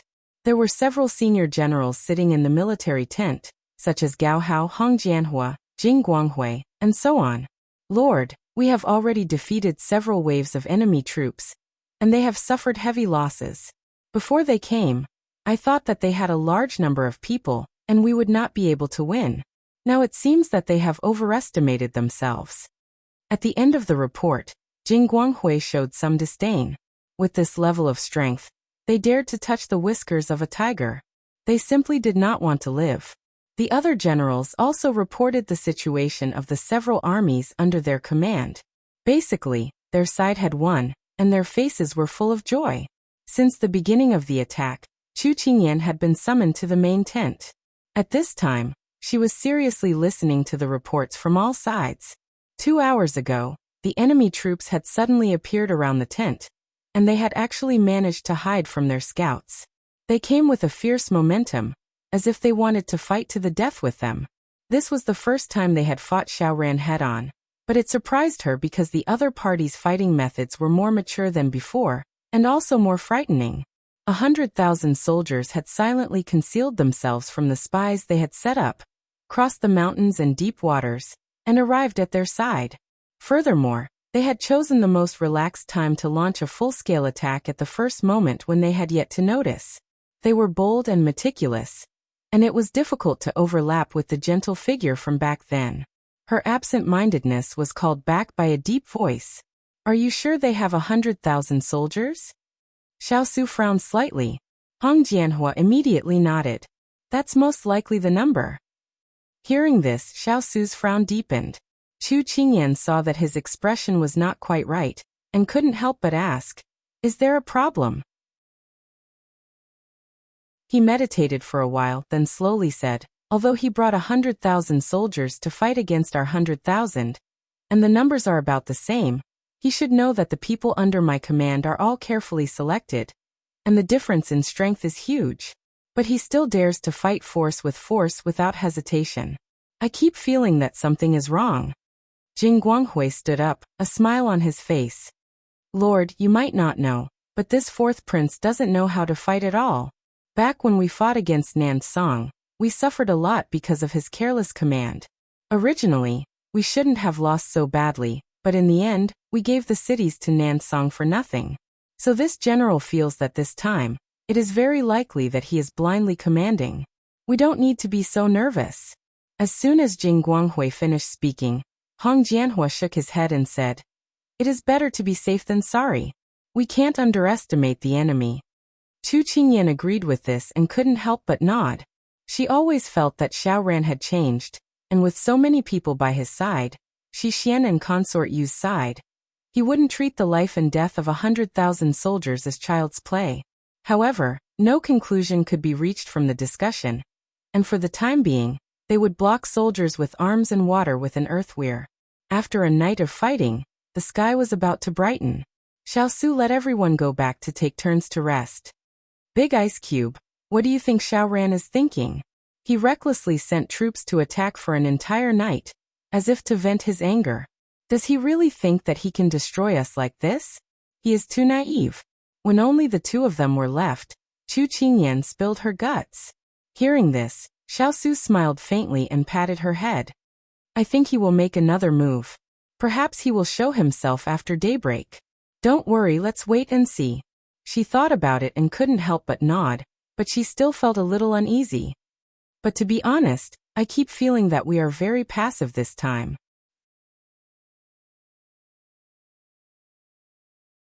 Chapter 14:10. Xiao Su smiled and patted her head before taking his hand back. "Whether we take the initiative or not, the most frightening thing is that the other party doesn't make a move." "That's true." She nodded but fell into deep thought. Seeing that she was still unsettled, he was silent for a while and found a topic to divert her attention. "Don't you think what he did today was a bit familiar?" Chu Qingyan blinked. After Big Ice Cube's reminder, it did seem familiar. As she thought about it, she suddenly had a flash of inspiration. She could not help but blurt out, "Isn't this the move I used against Pang Huang?" Then she frowned. "But it's a bit different. Back then, I went into battle with light armor, but he had 100,000 soldiers. It was more difficult for him than for me." Xiao Su smiled coldly. "He was able to avoid our eyes and ears and successfully bring such a huge army to us without being discovered, because he was familiar with the way my spies investigate. That's why he was able to do this." Before Big Ice Cube finished speaking, she had already guessed it. She could not help but tug at his sleeve. "So you taught him how to use spies before?" Her words made the pair of black eyes darken. Because he did not have the intention to seize the throne, he only wanted to protect the country and the people wholeheartedly. And this fourth brother was also a candidate in his heart for the crown prince. In addition, his fourth brother was kind and gentle, so he slowly taught him the experience he had gained over the years bit by bit. He thought that if one day he was no longer an official in the court, he could be completely at ease and hand over the 3 armies and the world to him. But he did not expect that the plan could not keep up with the changes. And what he had done back then was used by his fourth brother as a sharp blade to deal with him. Now that he thought about it, it was too laughable. Sort of. Sensing the change in Big Ice Cube's mood, Chu Qingyan's feelings for Xiao Ran faded a bit. Biting the hand that fed him was probably talking about him. "Not only did he use yours, he also learned mine. He fought against us without holding back. So this disciple wants to kill our 2 masters." Although she was angry, she couldn't do anything about it. She wanted to comfort the Ice Cube more, so she couldn't help but tease herself. Xiao Su knew what she was thinking. His brows relaxed and he smiled at her. As the saying goes, the devil rises 10. Whether or not he can gain anything will depend on the final result. Although I don't know what he's thinking for now, we can still see to what extent this disciple has learned. Perhaps the result will make you proud. Seeing that he was still in the mood to joke around, Chu Qingyan couldn't help but laugh along with him. "That's right, we'll know if it's a mule or a horse." It was daybreak. Without the cover of darkness, the battlefield could be seen clearly. The 2 armies were still locked in a stalemate. "Fourth Highness, as you expected, they didn't discover our goal because we did our best to hold them back. Fourth Highness really has a divine plan." Yanshi received the report from below and immediately passed it to Xiao Ran. In the end, he couldn't help but sigh. Xiao Ran pursed his lips. "My imperial brother is a meticulous person. If I didn't fight so recklessly, I'm afraid it's impossible for him to not realize it by now. Perhaps it's because I've never won a battle in the past, so it's easier for them to believe me. Right now, I'm just doing whatever I want without thinking." Fourth Highness is smart and farsighted. You can even see through the opponent's thoughts. This general admires you very much. Yanshi hurriedly praised. Xiao Ran waved his hand. "Let's talk about this after we win. Where's the second group now?" When it came to business, Yanshi's expression became more serious. "They'll arrive today." "Good. When everyone arrives, we'll act according to the plan." Xiao Ran stood on the hillside. His body was stained with dew for an entire night, but he didn't feel cold. On the contrary, his blood seemed to be boiling, as if a fire had ignited in his heart. He had always looked forward to being able to have a fair fight with his royal brother, but he didn't expect it to be on such an occasion. However, his obsession with Qingyan filled him with fighting spirit. This time, he wanted to prove to her that there was more than one outstanding man like his royal brother in this world. If she couldn't see him, then he would personally defeat his royal brother, the invincible god of war. He believed that this way, she would definitely look at him in a new light. With this thought, Xiao Ran couldn't help but want to see what kind of expression those people would have when his plan matured. Just as the 2 sides were fighting in full swing, an army of unknown origin suddenly joined Xiao Ran's army. There were at least 50 to 60,000 of them. All of a sudden, there was a huge disparity in manpower. Xiao Su's side was repeatedly defeated. When Xiao Su received the news, many generals had already rushed into the main tent, bringing with them a lot of bad news. The soldiers had been fighting for an entire night, so they were mentally and physically exhausted. They originally thought that the 2 of them would have a short truce, But they never expected that reinforcements would arrive. Their stamina was above theirs, so they couldn't hold on any longer. Xiao Su's fingers clasped on the table. His expression was somewhat heavy. So this is his backup plan. He had led the first batch of troops to launch a sneak attack, attracting all their attention. Then, when they were exhausted, the second batch of troops would arrive. How could the exhausted army compare to their energetic reinforcements? This plan was indeed well thought out. However, it wasn't just that. This was because using numbers to delay was the stupidest tactic. The enemy came too suddenly. Our people had just reacted when their defenses were breached. There was already a huge disparity in stamina between the two sides, so they were already at a disadvantage. With the addition of numbers, if they were to clash head-on, they had no chance of winning. This prince understands. Xiao Su's calm and collected appearance was like a cool breeze blowing away the restlessness in the tent. The anxious generals couldn't help but feel ashamed when they saw this. They had followed the Lord through all kinds of storms, so how could they lose their composure when they encountered a small problem? Chu Qingyan was originally worried about these generals, but when she saw that they were quickly adjusting themselves, she couldn't help but sigh in relief. Turning her head, she saw a tall and handsome figure drawing circles on the map. When he stopped, she heard him speak coldly, his voice filled with understanding. So it's like this. Did you find anything? She moved closer. When he looked at the map, the other generals also looked over. They have placed layers of troops in the north, south, east, and west. Their goal is to drive us to the west. When Xiao Su's words fell, Chu Qingyan looked to the west. There were 2 or 3 connected mountains. She couldn't help but be puzzled. Isn't he afraid that we won't be able to find us after we enter the mountains? He should have already made his arrangements. Xiao Su threw down his brush and smiled coldly. Order people to withdraw into the mountains. Everyone did not hesitate, and left to carry out the order.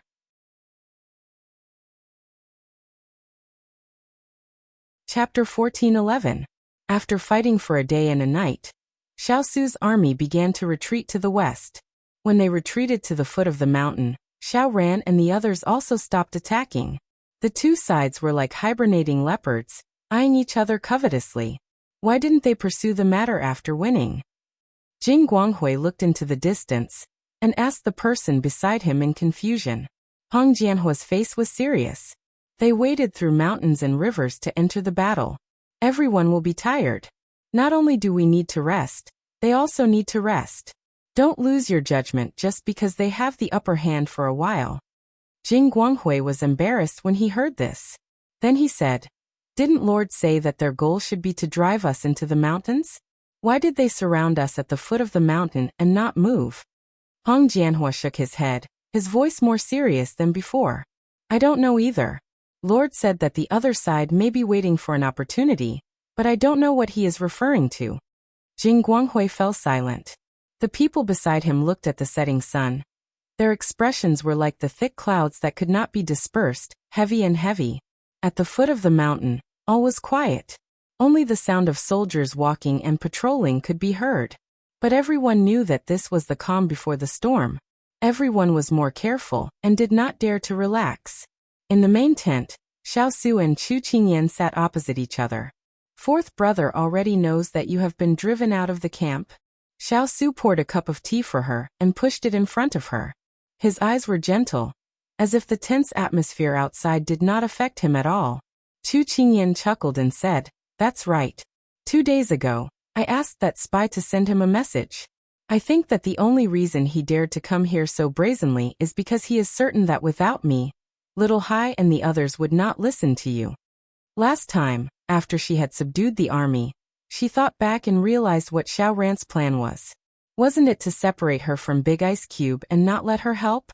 Without the eagles and wolves, even if Big Ice Cube's subordinates were elite soldiers, they could not compete with their numbers. After saying that, she supported her chin with one hand and smiled innocently and helplessly. "This disciple seems to have learned better than I thought."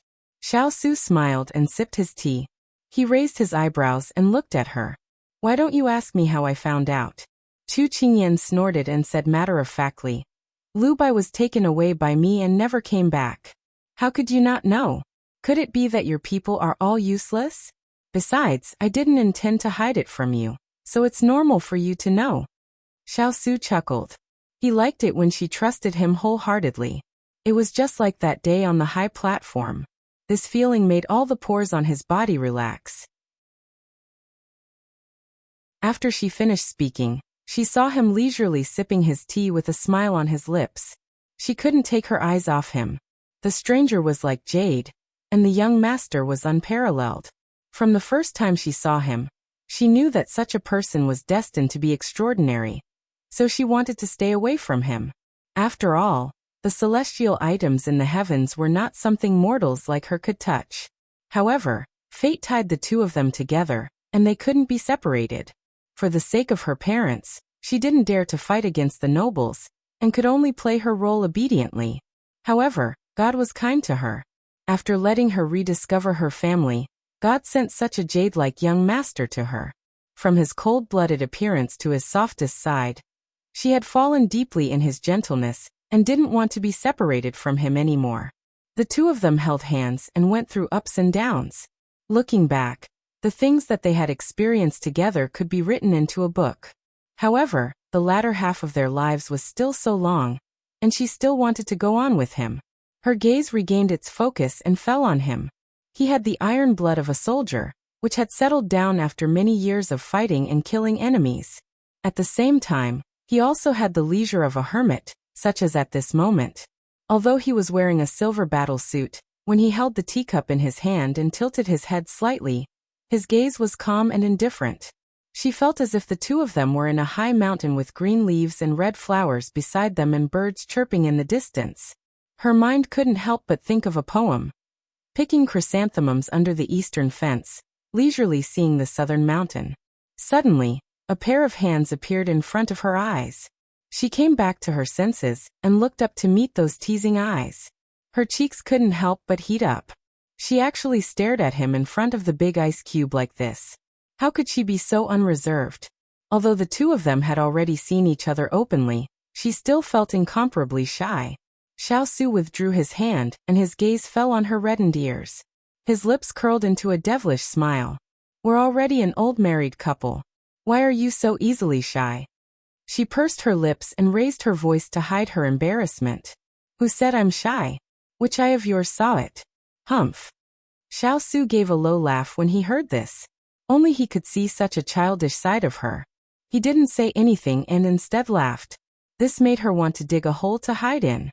The heat rising from her face could be used to steam buns. Hey, you can't bully people like this.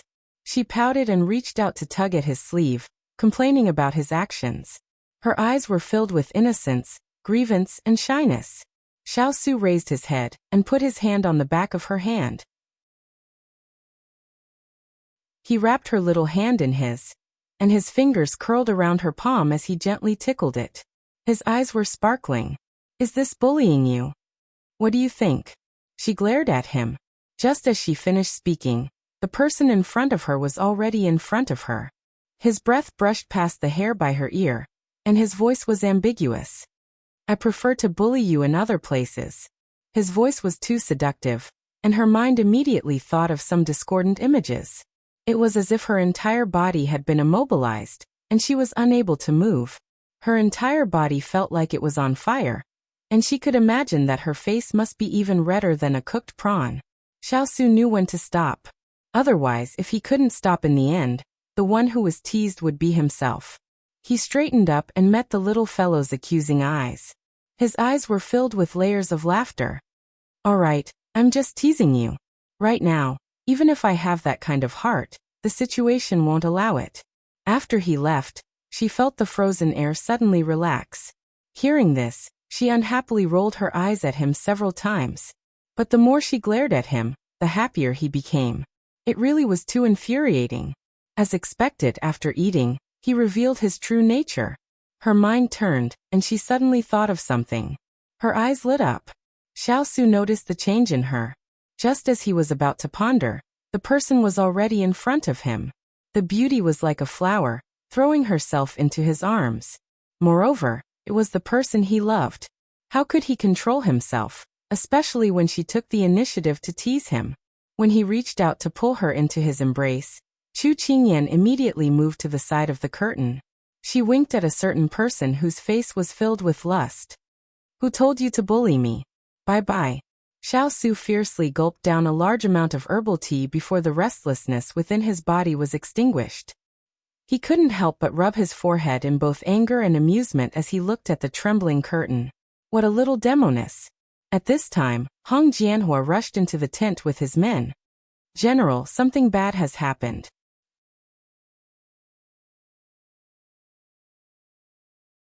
Chapter 14:12. As soon as Hong Jianhua came in, he saw the displeased look in his master's eyes. The restlessness in his body instantly disappeared. He unconsciously shook his body. After being in a daze for a while, he came back to his senses. Before he had scolded others. Now he had made the same mistake. Lord! He lacked confidence as soon as he spoke. General Hong, you are the most experienced veteran in the army. Why are you still so rash? The soldiers can't interact with this king, so your words and actions represent this king's wishes. What will the soldiers below think if they see you acting so rashly? Xiao Su's cold voice bluntly spoke to Hong Jianhua, completely ignoring the embarrassed and ashamed expressions of the generals behind him. Hong Jianhua immediately restrained his expression, lifted his battle robe, and knelt down. He straightened his back and said with incomparable shame, "This general did not lead well. This general is guilty. Please punish me, general." Xiao Su glanced at him indifferently before raising his hand to let him stand up. Remember, there will be no next time. Only then did Hong Jianhua stand up gratefully, his expression becoming more and more serious. What happened? Xiao Su finally cut to the chase. After receiving instructions, Hong Jianhua immediately reported the news he had received. The sun has just set, and Xiao Ran has launched another attack. Furthermore, it's very aggressive. It seems like he won't stop until he forces us into the mountains. Xiao Su raised his brows. Didn't we already guess? Why are you still so flustered? A general behind Hong Jianhua immediately replied. That's not all. The mountain has been surrounded. If we really enter the mountain, we will be trapped and unable to move. Moreover, our provisions haven't arrived yet. We don't have enough provisions to last us 3 days. If we enter the mountain, we will run out of food. There's another important thing. An hour ago, we sent a small team to explore the mountain, but they were found dead in the cave. Their bodies were eaten by wild beasts. At the end of the sentence, the faces of several people became very ugly. Lord, there are wild beasts in the mountains. I'm afraid there are more than 1 or 2 of them. This Xiao Ran wants to trap us in the forest, not only to cut off our escape route, but also to let us fight with the wild beasts while he reaps the benefits. Xiao Su narrowed his eyes. Was that all? At this time, the people who received the news rushed to the tent. Chu Qingyan appeared in the tent as soon as she heard Jin Xian's report. Then what should we do now? Gao Hao asked the person in front of him. Xiao Su's expression was indifferent, and no one could tell what he was thinking. You've rested enough. Bring your men into the mountains and restrain them well. Don't make any mistakes.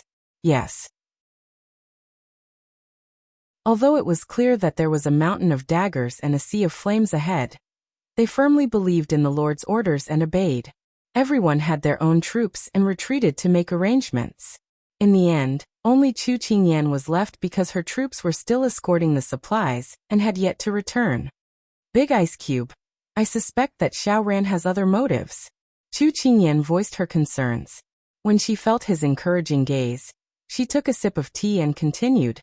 Although we're currently surrounded by them, we have a large number of people. It's impossible for them to trap 100,000 soldiers in the mountains. Even a rabbit will bite when cornered. Moreover, we're not rabbits. If they enrage us, the worst that can happen is that both sides will suffer losses. However, this won't benefit Xiao Ran at all. Because she didn't have an army at the moment, she wasn't as busy as the other generals. She didn't have time to look at the big picture, so she could see more clearly than the others. Husband and wife think alike. Xiao Su reached out and scratched her nose, then continued. After all, Consort, you spent so much effort to nurture him.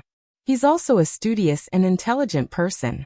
He didn't show it in front of us in the past, but now that he's ruthless, He has Imperial Father's shadow. However, on the battlefield, it's all about strength. If he shows his true abilities, I'll see if he's qualified to be my opponent. One shouldn't covet one's brother's wife. This was an unforgivable mistake that Xiao Ran had made. And it was also an unforgivable mistake that Xiao Su couldn't forgive him for. Without regard for their feelings, more than 10 years of brotherly love had been destroyed. This time he wouldn't be merciful. When Chu Qingyan heard this, she nodded in agreement. Big Ice Cube, don't worry. Even if he has a lot of tricks up his sleeve, there's no need to be afraid. We also have a backup plan. As she spoke, she winked mischievously at him. Xiao Su chuckled. You're the only one who's mischievous. Everything was as Xiao Ran expected. Xiao Su's army was pushed into the mountains. All the exits have been surrounded by our people. There's no need to worry about them escaping. When Yanshi received the news, he immediately reported it to Xiao Ran. At this time, Xiao Ran was sitting in the tent. When he heard this, he couldn't help but walk out. Yanshi followed closely behind. After standing at the top of the mountain, Xiao Ran looked into the distance. The originally dark forest was now as bright as day. He knew that was where his brother's army was. The corners of his lips curled up. They had already stepped into his plan step by step. Lu Bai had already sent word that Qing Yan had been chased out of the army, and her beast army was no longer of any use. Eldest brother was like a broken wing. With just these 100,000 soldiers, if he wanted to drag things out, he would be able to drag them to their deaths. Your Highness, when do we make our move? Yanshi stood behind him and asked. There's no hurry. They're now on the tightest guard and can't achieve the best effect. Pass down the order to let the army rest for a while. There's still a hard battle to fight. Xiao Ran stroked his sleeve and replied calmly. Yanshi nodded and turned to give orders to the general behind him. When he turned back, he saw a red figure with his back facing him under the light of the fire. He suddenly felt a little dazed. He didn't know when, but from that gentle and untainted youth, he had grown into a general who made people tremble in fear. Experience can make a person change. He had heard a little about what happened in the palace. He and Xiao Su's entanglement with Chu Qingyan. He couldn't help but sigh.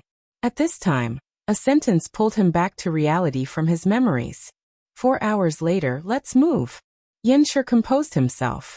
After confirming that he wasn't hallucinating, he immediately accepted the order. Hearing the footsteps behind him, Xiao Ran ordered the guard beside him. She was chased out not long ago. I believe she can't have gone far. Send a group of people to find her. No matter what, bring her back. Yes. After giving the order, Xiao Ran felt a lot more relaxed. He looked at the forest for a while, and resolutely turned to leave. For hours later, on the top of the mountain, a row of archers was waiting. They pulled their bows, and the difference was that the arrowheads were poured with kerosene. At this time, they were aiming at Xiao Su's army deep in the mountains. Needless to say, there were many trees in the mountains. It could be imagined that so many arrows would be enough to destroy the forest. Release.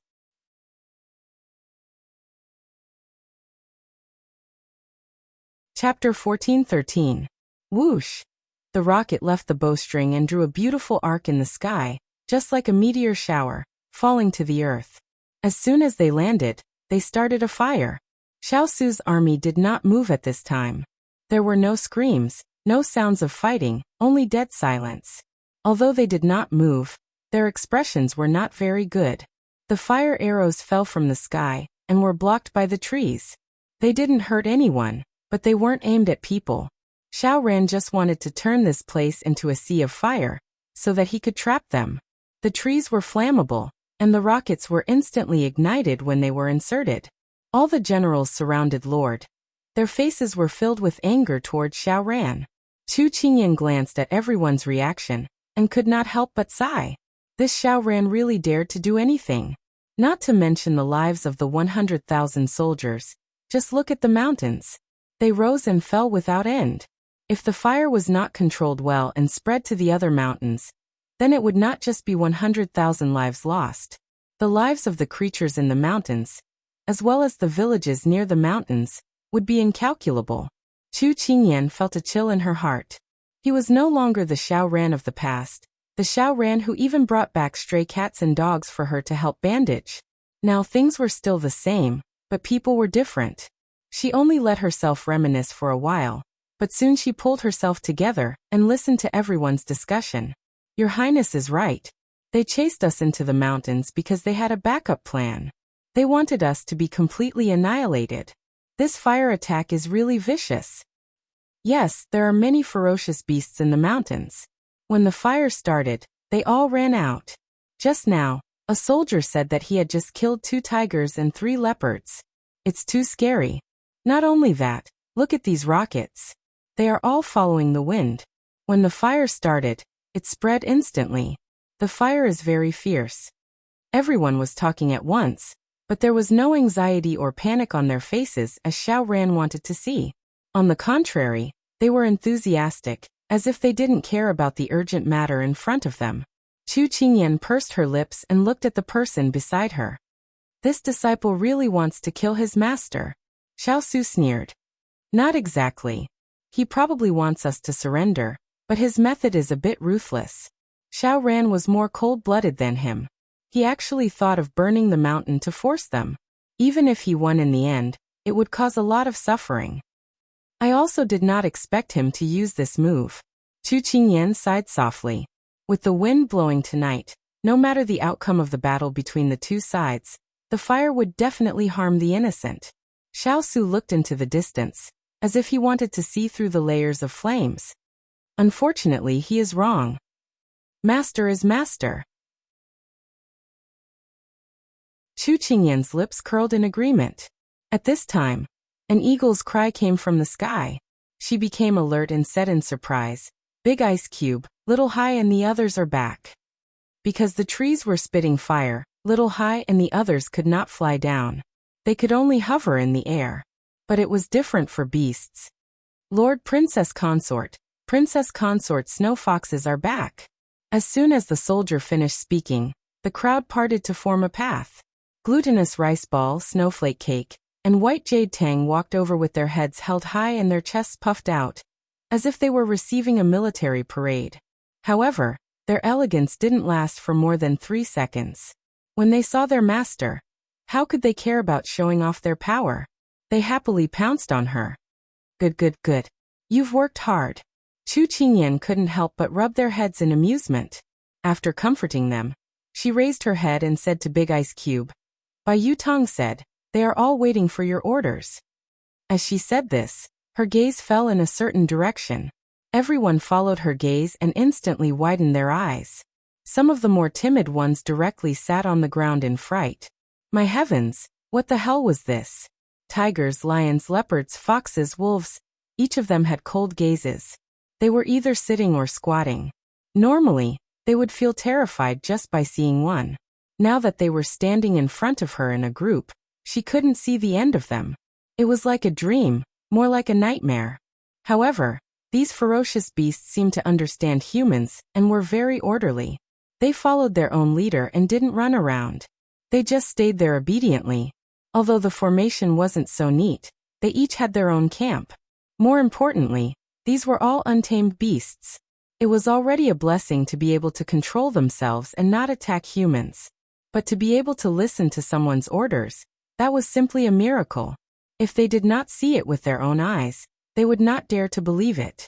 Very quickly, everyone's gaze turned to the person standing next to their lord, and speaking with a faint smile.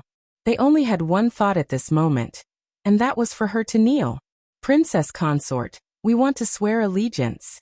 Princess Consort was not only strong, she also knew how to control beasts. Once this powerful group of beasts came out, who could fight against her? At this moment, everyone was incomparably glad that they pleaded on the high platform that day and did not let Princess Consort leave. Moreover, their admiration for her instantly rose to the level of worship and reverence. She was simply shoulder to shoulder with the sun. Chu Qingyan did not notice everyone's gazes. She was only concerned about the battle. And Xiao Su saw everyone's reaction, and was in a good mood. His people deserved this kind of treatment. Send out the signal. Let the people in the dark prepare to move. In 15 minutes, we will coordinate from the inside and outside. Xiao Su gave the order. Xiao ran. You are not the only one with a backup plan. We also have one. Hualing, Snowflake Cake and the others will follow you. Water Spirit, Glutinous Rice Ball and the others will follow you. Hualing and Water Spirit each jumped onto the back of a tiger. The two of them looked at each other and smiled. I never thought that there would be a day where I would be able to lead so many beasts into battle. Me too. After speaking, the two of them led the two groups of beasts and dashed in two opposite directions. General Wu, you lead some people and follow behind Hualing. General Jing, your people will follow Water Spirit. Xiao Su's order followed closely behind his little fellow. With the beasts clearing the way, their journey would be smooth and unobstructed. Yes. The generals immediately retreated and led their own troops in all directions. After the people around her left, Chu Qingyan tilted her head and reported to him. The beasts in the mountains have already been warned by Bai Yutong and the others. They will not disturb our operation. The reason why Glutinous Rice Ball and the others were not around these days was because they went to gather people. When they came back, they conveniently taught the beasts in the mountains a lesson. They gathered those that could be used and made those that could not be used hide. Chu Qingyan could not help but feel that these three beasts had the illusion of dominating the mountains. She found it funny and also felt an inexplicable sense of pride. Well done. Xiao Su smiled faintly and nodded. Bai Yutong raised its head and howled. Then, it rubbed against its master's palm to show that it was in a good mood. Xiao Su shook his head and laughed. Indeed, like master, like pet. After laughing, he returned to his cold and solemn self and said to the remaining people, "It's about time for us to go." Okay.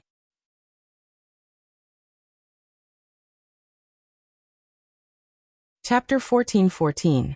Chu Qingyan leaped onto a spotted tiger, and Bai Yutong led the way in front.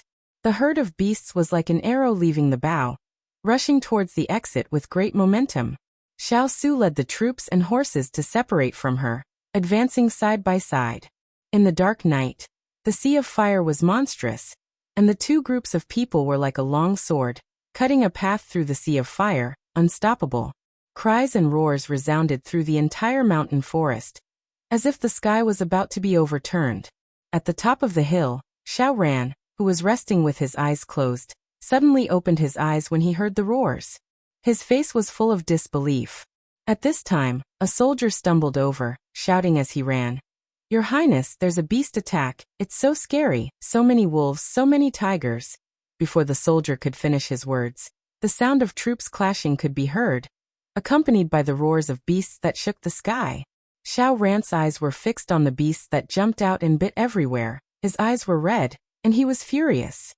How could this be? He muttered to himself. His plan was flawless, and he had calculated the right time, the right place and the right people. How could there still be a change? At this time, a bright red figure appeared in his vision, dressed in bright clothes and riding a horse, with black hair and a long sword, a petite figure, but ruthless. He was so far away, but he could see every change of expression on her face clearly, as if he had practiced it countless times in his mind before. "So that's how it is, that's how it is." He laughed lowly, and his laughter was incomparably sarcastic and unwilling. At this time, Yanshi had already received the news and ran over. His face was incomparably dignified. Things had happened so suddenly, and his voice could not help but be a little anxious. "Your Highness, didn't you say that Chu Qingyan was not in the army? Where did these beasts come from? Why didn't we notice before?" After asking all these questions, he realized that he had been rude, and did not dare to raise his head to look at Xiao Ran. However, Xiao Ran did not take his rudeness to heart, and his eyes were cold. "Lu Bai lied to us, Qingyan was not expelled. How is that possible? Lu Bai is one of us. Why would he collude with the other party to deceive us?" Yanshi was in disbelief. Xiao Ran sneered. He can only blame himself for being too stupid to have his identity exposed. That's why eldest imperial brother used him to sow discord. We listened to his words and attacked with all our strength without any defense. This move is really clever. When Yanshi heard this, he panicked even more. Then didn't the King of England already guess our plan? So when they were chased into the mountains, they were just playing along? Not necessarily. Although he used Lu Bai, he didn't know about my plan. So our plan is still a success. It's just that there were some accidents. Xiao Ran looked at the ferocious beasts below. A cold light flashed in his eyes. As for these beasts, they are not without weaknesses. Let the fire array deal with them. I don't believe that they are not afraid of fire. Hearing Xiao Ran's calm arrangement, Yanshi was a little embarrassed that he had panicked over such a small matter. He calmed down immediately. I understand. I will give the order immediately. However, just as the two were talking, a black line, like ants, moved quickly from the other side of the plain, and the sound of fighting echoed in the forest. Xiao Ran's face changed, and he asked sternly, "What's going on?" Soon someone came to report. There are 50 to 60,000 of them, and the leader is a general under the King of England. Aren't his people here? How can there be reinforcements? After that, Xiao Ran pulled out his long sword and slashed at the trunk. I know, all of this is really his plan. I was fooled by him. How can I be so stupid? Why can't he use a trick that I can? He could cross the sea and bring people to sneak attack, and his brother could also use the same trick to pretend that his 100,000 troops were there. He was too confident that he didn't order people to inquire before the plan was carried out. Yanshi was afraid that he would take things too hard, and wanted to go forward to persuade him, but he saw him pull out his long sword, jump on the back of the horse and pull the reins. I want to go to the battlefield personally. Your Highness, you can't do this. You are the commander-in-chief, you should be in the rear. Yanshi was frightened and immediately advised. My brother is not afraid to go to the battlefield personally. What should I be afraid of? Everything will be up to you to decide. Hiya. After Xiao Ran finished speaking, he immediately whipped his horse and galloped down the mountain. As soon as he went down the mountain, the soldiers immediately followed behind him in a grandiose manner. Yanshi didn't have time to stop them. They had already run far away. He felt very uneasy, but the fourth prince was not someone he could persuade, so he could only accept his fate and carry out his orders. Beasts were the best targets to attack, because they were different from humans. They didn't have any fighting methods, and any attacks came from their instincts. They went up with a mouthful of sharp teeth and 4 sharp claws. This kind of attack was simple and crude, and it was difficult to defend against. Moreover, if you blocked one in front of you, maybe one would pounce on you from behind. Whether it was a wolf, tiger, or leopard, they were born with a sense of cooperation, and their cooperation was very tacit. These soldiers who were already afraid of them were not their opponents at all. Therefore, the encirclement was basically torn apart in seconds. Xiao Su and the others didn't even need to greet the soldiers who were surrounding them. With the beasts opening the way, they were simply unimpeded. The beasts were led by Chu Qingyan, so as soon as they left the mountain pass, she led her beast soldiers straight to the enemy's camp in order to disturb their formation. As long as the formation was in chaos, it would be easier for Big Ice and the others to clean up. Just as she retracted her sword and was about to continue forward, she heard a voice calling out to her. It pierced through the shouting and killing, and came to her ears. She patted the piebald tiger under her, then turned around to look. Her gaze passed through the sea of people on the battlefield, and she saw a handsome figure sitting on a white warhorse. His black battle robe made him look tall and slender, but the expression on his face was no longer the one she was familiar with. Xiao Ran. After looking for a while, Chu Qingyan's cold face revealed a smile. Long time no see, Xiao Ran. As the two of them looked at each other, the two sides slowly approached each other. He stopped his horse at a distance where he could hear her greeting. The first thing that surged into his heart was joy. She was still willing to talk to him. But when he met her eyes, his body suddenly stiffened. Those clear and beautiful eyes were covered with a thin layer of frost, cold and distant, without the intimacy of the past. This was what he didn't want and didn't dare to see the most. His heart instantly became restless, and he wanted to change the situation. Qingyan, I was wrong in the past, but I had no choice. You know my feelings for you. I want to give you happiness. I want you to be happy for the rest of your life, and not have to worry about anything. Chu Qingyan looked at him coldly. Is that so? But why do I feel that all these worries and fears are because of you?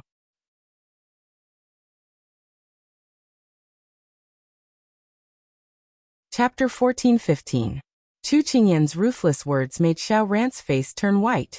Qingyan, I'm really doing this for your own good. He couldn't refute. Chu Qingyan laughed softly. Is that so? But aren't you already engaged? Is this what you mean by doing this for my own good? If you can't treat people wholeheartedly, how can you make me believe that you're doing this for my own good? Hearing this, Xiao Ran became very agitated. Qingyan, don't misunderstand. I'm marrying the Jing family purely because I need someone to support me in court. That way, I can have a foothold in court, and it'll be easier for me to do things in the future. I don't have any feelings for Jing Mingzhu. If you're not happy, I won't pay attention to her in the future. Although she has the position of official consort and enjoys the glory, I still only have you in my heart. Imperial consort mother said that I can't take you as an official consort, but don't worry, I will persuade Imperial consort mother and make her let go. At least, I will fight for the position of secondary consort for you. I won't let you suffer any grievances. Qingyan, I know that you're considerate and reasonable. You'll definitely understand me. I was forced by the situation, so I'll make it up to you in the future. Saying this, Xiao Ran's mind suddenly flashed with a thought. His eyes burned as he looked at her. Qingyan, are you jealous? Saying this, he was very happy and immediately said, Don't worry, I only have you in my heart. Enough. Chu Qingyan shouted angrily, stopping him from continuing to spout nonsense. She used to think that he was only making mistakes because he was too stubborn about his feelings for her. Now that she heard what he was saying, she could only feel a chill in her heart. She looked at him faintly and pursed her lips. Xiao Ran, you keep saying that you're doing this for my own good, but you're just too selfish. You're just doing these things in the name of being good to me. That's why you're doing these despicable things with a clear conscience. In reality, it's all for yourself. Xiao Ran became anxious when he heard this. Qingyan, you've misunderstood me. I'm really treating you with sincerity. Is that so? Do you know what I really want? Chu Qingyan stared at him and didn't give him a chance to think. She continued coldly. No, I don't know. What I hate the most is men having multiple wives and concubines. They eat from the bowl and look at the pot. They treat women as accessories, a stepping stone and a helping hand. Xiao Ran opened his eyes wide and retorted. Since ancient times, which man didn't have 3 wives and 4 concubines? Besides, I've already explained that I'm engaged to Jing Mingzhu not because we love each other, but for the sake of the bigger picture. I'm sure she's well aware of this. Chu Qingyan looked at him quietly and finally sighed. Xiao Ran, do you know the difference between you and your imperial brother? You don't understand what I want, but your brother does, so he understands me. I want to be with him forever, and only he can give me that. Do you understand? You're already engaged, so don't think about anything else. Treat the person who'll be with you hand in hand for the rest of your life. No matter what the purpose of your union is, politics is politics, marriage is marriage. A girl is also a human being, not an object that can be sacrificed on the chessboard as you men wish. Xiao Ran opened his eyes wide and looked at her blankly. He didn't know what to say at this moment, because the words she said were both unfamiliar and fresh to him.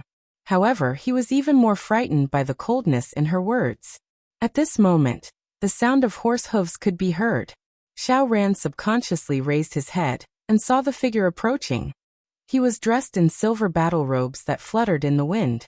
He was as cold as ice, making people not dare to look at him directly. Some people were just like this. They were born with a kind of aura that made people feel intimidated. Xiao Su was an outstanding talent. The soldiers and horses approached, and the 2 armies faced each other.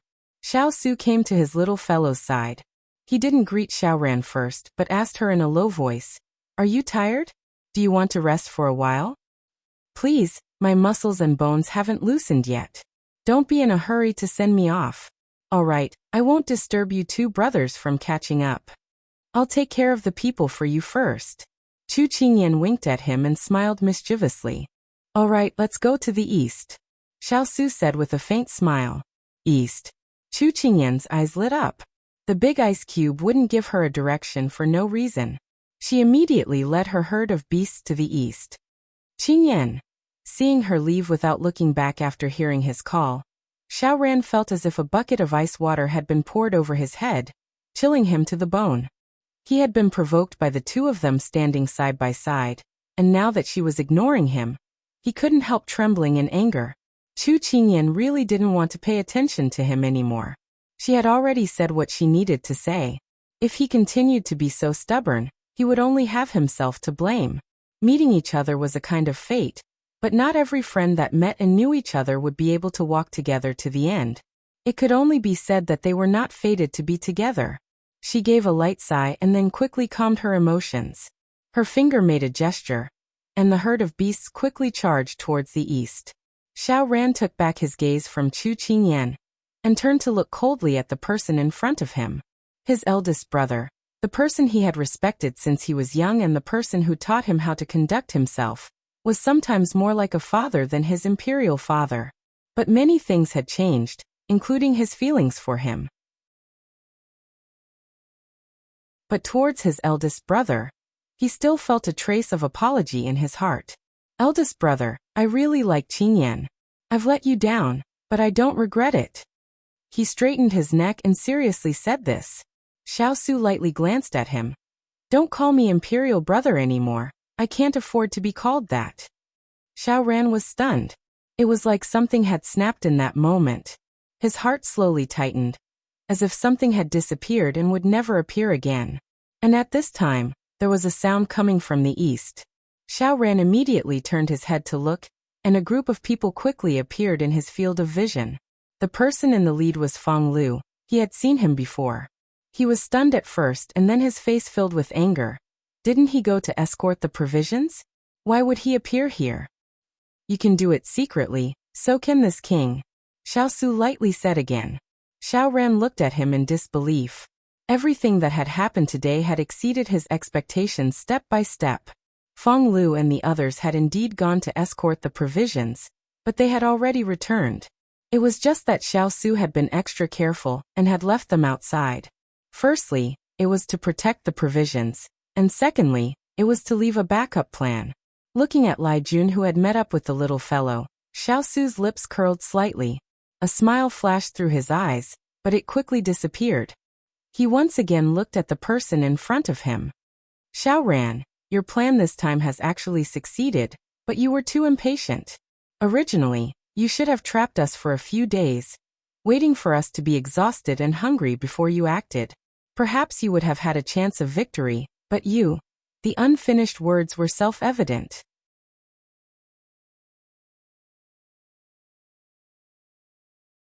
Chapter 14-16.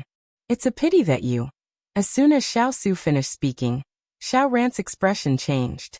It was as if he had been seen through. His face turned red as he shouted, Shut up. Even if I miscalculated, it's not certain who will win in the end.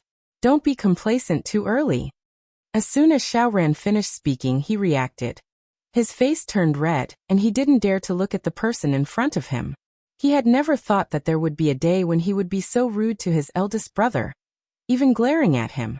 For a moment he didn't know what to do, but he hated this feeling in his heart. Xiao Ran's extreme reaction fell into Xiao Su's eyes, but it only caused a small ripple.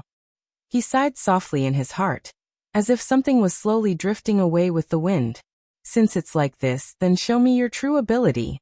Xiao Su didn't waste any more words. He pulled out the sword at his waist and pointed it at the moon, his eyes cold.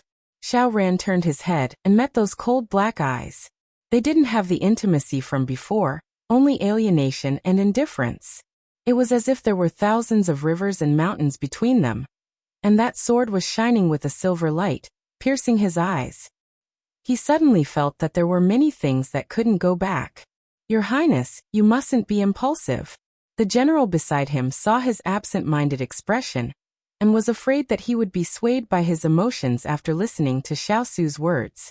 Xiao Ran came back to his senses. Seeing that the people around him didn't agree with him fighting with his eldest brother, he felt uncomfortable. They also thought that he was inferior to his eldest brother like Qingyan. Eldest brother was the Sichuan god of war, but he wasn't bad either. He just didn't have a chance to show it. He clenched his teeth and pulled out his sword. Ignoring everyone's dissuasion, he squeezed the horse's belly with his legs. 1 man and 1 horse left the army and came to Xiao Su. I accept the challenge. He sat on the horse with his head held high and his chest out, looking confident. Xiao Su looked at him indifferently. Let's begin. Xiao Su's cold demeanor made it seem as if he didn't put him in his eyes at all. He couldn't help but purse his lips. His fingers tightened around the hilt of his sword as he urged his warhorse to charge at Xiao Su. When the tip of the sword reached an inch in front of Xiao Su, it was blocked by his sword. Xiao Ran snorted, but he didn't dare to underestimate his opponent. His hand drew a sword and attacked again. Xiao Su's long sword blocked his attack again. His posture was calm and unhurried, as if he was taking a leisurely stroll.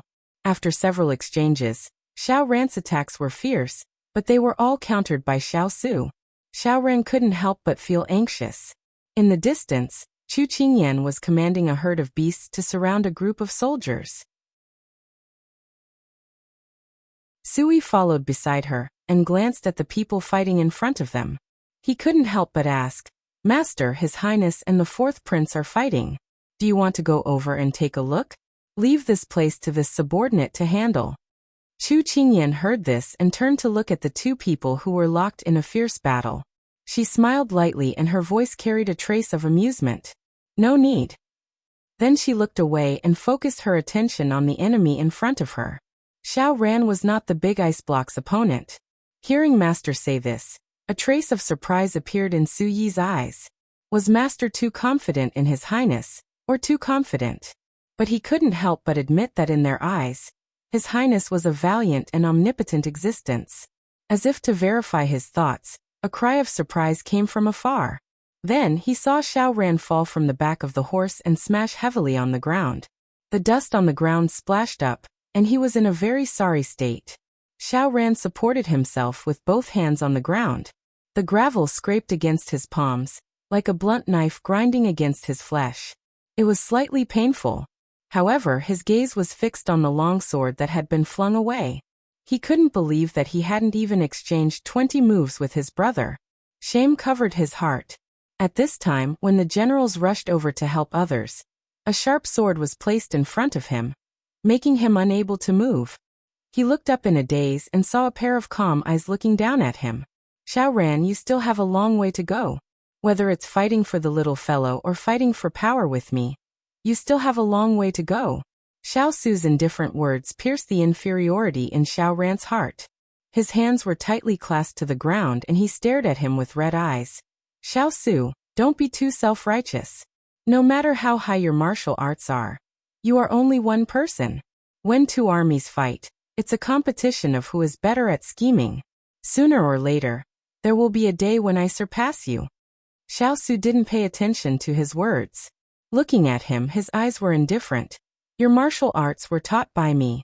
I know all of your weaknesses, not to mention your so-called army formation. If I wanted to defeat you, it would be as easy as turning my hand. Xiao Ran's face turned white. Do you know why you could last 20 moves with me before?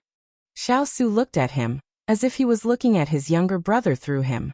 Because you're my younger brother. So as the older brother, how could he be so heavy-handed? Xiao Ran's eyes widened as he stared at him in disbelief. Could it be that he had been letting him win in the past? There was no doubt about the answer.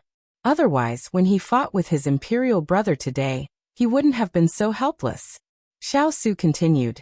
Just now, you said that the key to a battle between 2 armies is the commander's army formation. I admit that, but... He paused and put away his sword. His gaze became lazy as he chuckled. Do you think you still have a chance to turn things around? As soon as he finished speaking, Xiao Ran's general's expression changed.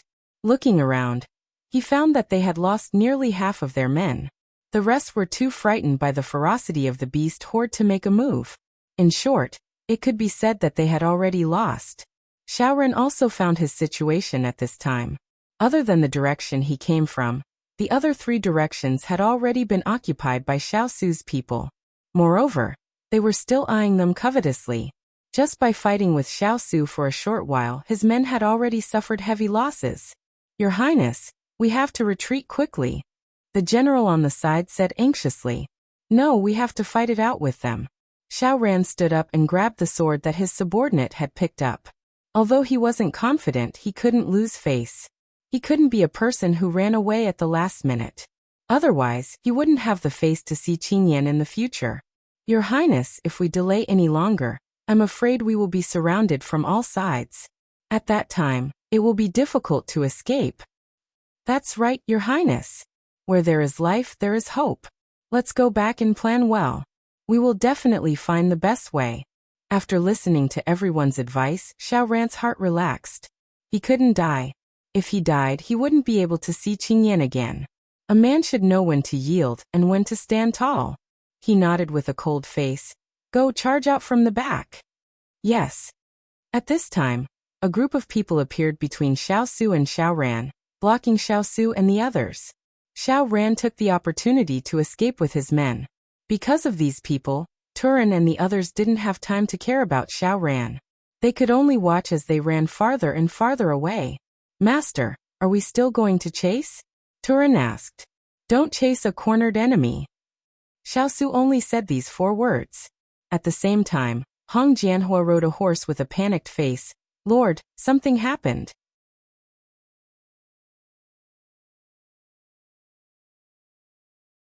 Chapter 14-17. What happened? Xiao Su frowned and looked at him. He had already warned him before, and now he was panicking like this again. He was afraid that something big had happened. At this time, Chu Qingyan had also gathered with her people. She happened to hear Hong Jianhua's call, and immediately quickened her steps to Big Ice Cube's side. She also looked at him in confusion. Hong Jianhua was so flustered that he couldn't even form a sentence. He could only use his actions to show them. Following the direction that Hong Jianhua was pointing at, everyone was shocked to find that the forest they were in before had become a volcano, and the mountains in the distance were also affected. One mountain was connected to another, and the fire spread from one mountain to another. Coupled with the mountain wind, it looked like a fire dragon from afar. This was the literal meaning of fanning the flames. This is too scary. Chu Qingyan was so scared that she stuttered. Previously, she was only focused on dealing with the enemy and didn't notice that the fire had become so serious. She was afraid that if they didn't extinguish it, it wouldn't only affect the creatures inside, but also the surrounding towns. General Hong, General Jing Turin Huling, quickly lead the troops to put out the fire. Xiao Su's expression changed slightly when he saw the mountain that was spitting out tongues of fire. If he remembered correctly, there were several villages there. If they didn't stop it, the hundreds and thousands of lives would be swallowed up. Yes. At this critical moment, everyone had forgotten to deal with Xiao Ran and the others. They only had eyes and hearts to put out the fire. The people around him were taken away one by one. In the end, only Chu Qingyan was left by Xiao Su's side. What about me? I'll go put out the fire too. Chu Qingyan pointed at herself. She thought that they had forgotten about her, and immediately volunteered to lead the troops. However, just as she was about to move, she was stopped by the people beside her. Xiao Su looked at her helplessly. It doesn't matter whether you're there or not. But if you're not there, no one can control these things. Chu Qingyan, who was originally a little depressed because Big Ice Cube didn't let her go, heard his angry and funny words, and couldn't help but follow his gaze. She saw Xiaohai leading the eagle formation, and Bai Yutong leading the herd of beasts fighting for territory. Perhaps it was because the enemy had already dealt with everything that needed to be dealt with, and there was nothing for them to do. That was why they were looking for something to do. Chu Qingyan saw Little C use its wings to pat Bai Yutong's head, indicating that it should take the group of beasts away. Its group of eagles had no place to rest, and Bai Yutong was unwilling to be left behind, so it swung its claws at Little C. Chu Qingyan finally understood why Big Ice Cube had such an expression. This group of idiots really didn't stop for a single day. She went forward with a dark face, and spent a lot of effort to mediate between the two sides. In the end, both sides arrogantly led their people away from the empty space, and then each took a side, ignoring the other. Chu Qingyan looked at the empty space that had been fighting endlessly before, and couldn't help but twitch her mouth. She really didn't understand the world of idiots. Big Ice Cube, they clearly look quite smart, But why are they so childish when they quarrel? Chu Qingyan walked to his side, and couldn't help but complain. Xiao Su chuckled softly when he heard that. If we calculate according to the age of humans, they're at most 10 years old. What can you argue with a 10-year-old child? Chu Qingyan slapped her head. I almost forgot, they're still considered young among animals. Perhaps it was because these few had started to grow crazily after they came to her side. Now that she looked at them, they were huge beasts. She couldn't help but laugh, then looked up at him. Big Ice Cube, are you feeling better? Fighting with your own hands and feet, you must be in a bad mood, right? No matter how much she hated him, or how impatient she was with him, she had invested over 10 years of feelings into him. It wasn't something that could be taken back so easily. The faint smile in his eyes deepened because of her words, and he reached his hand out to her. Chu Qingyan didn't understand, but she still reached her hand out to give it to him. When she held his hand, he immediately tightened his grip, and she heard him say, I'm happy with you. When she heard this, it was as sweet as honey.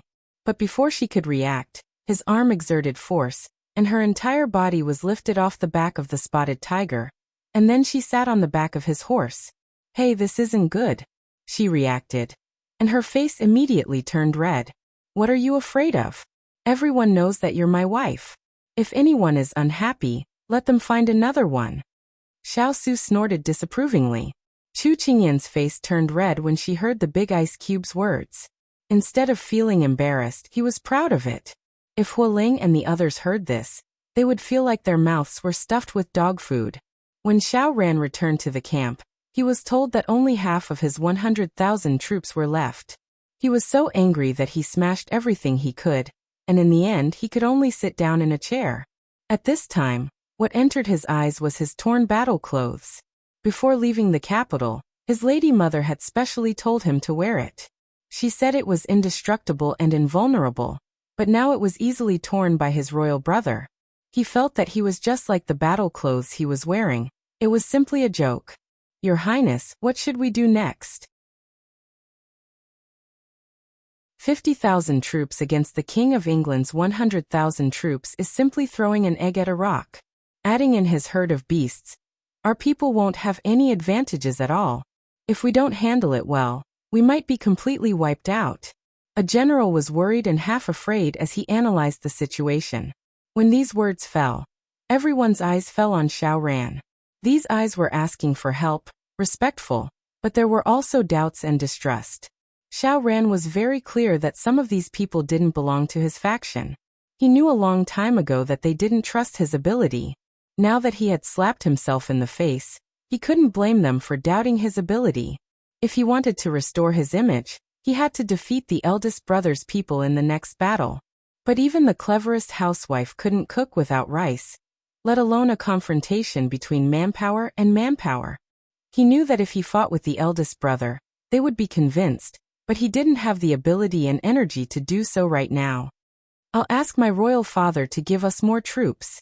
I'm not afraid of the disparity in manpower. Xiao Ran squeezed this sentence out from the crack in the door. Everyone nodded. This was the only way. After discussing with everyone, Xiao Ran wrote a letter, put it in an envelope, and let someone take it back. However, these 2 days, Xiao Ran was very anxious, but there was no movement outside at all. However, at this moment, Yanshi walked in with a letter in his hand. Your Highness, your letter is from the capital. Xiao Ran's eyes lit up. Could it be that his royal father had replied? Just as Xiao Ran excitedly opened the letter and browsed through it, his face turned pale little by little. Lord, what's wrong with you? Yanshi was so scared that his legs trembled. Xiao Ran took a deep breath, but still felt uncomfortable in his chest. Nantsang Kingdom, Junlong Kingdom, and Lulong Kingdom have formed an alliance. Now they plan to use their iron hooves to trample over our country and nibble away our Sichuan. At the same time, Xiao Su had just received a letter from Xiao Ho in the capital.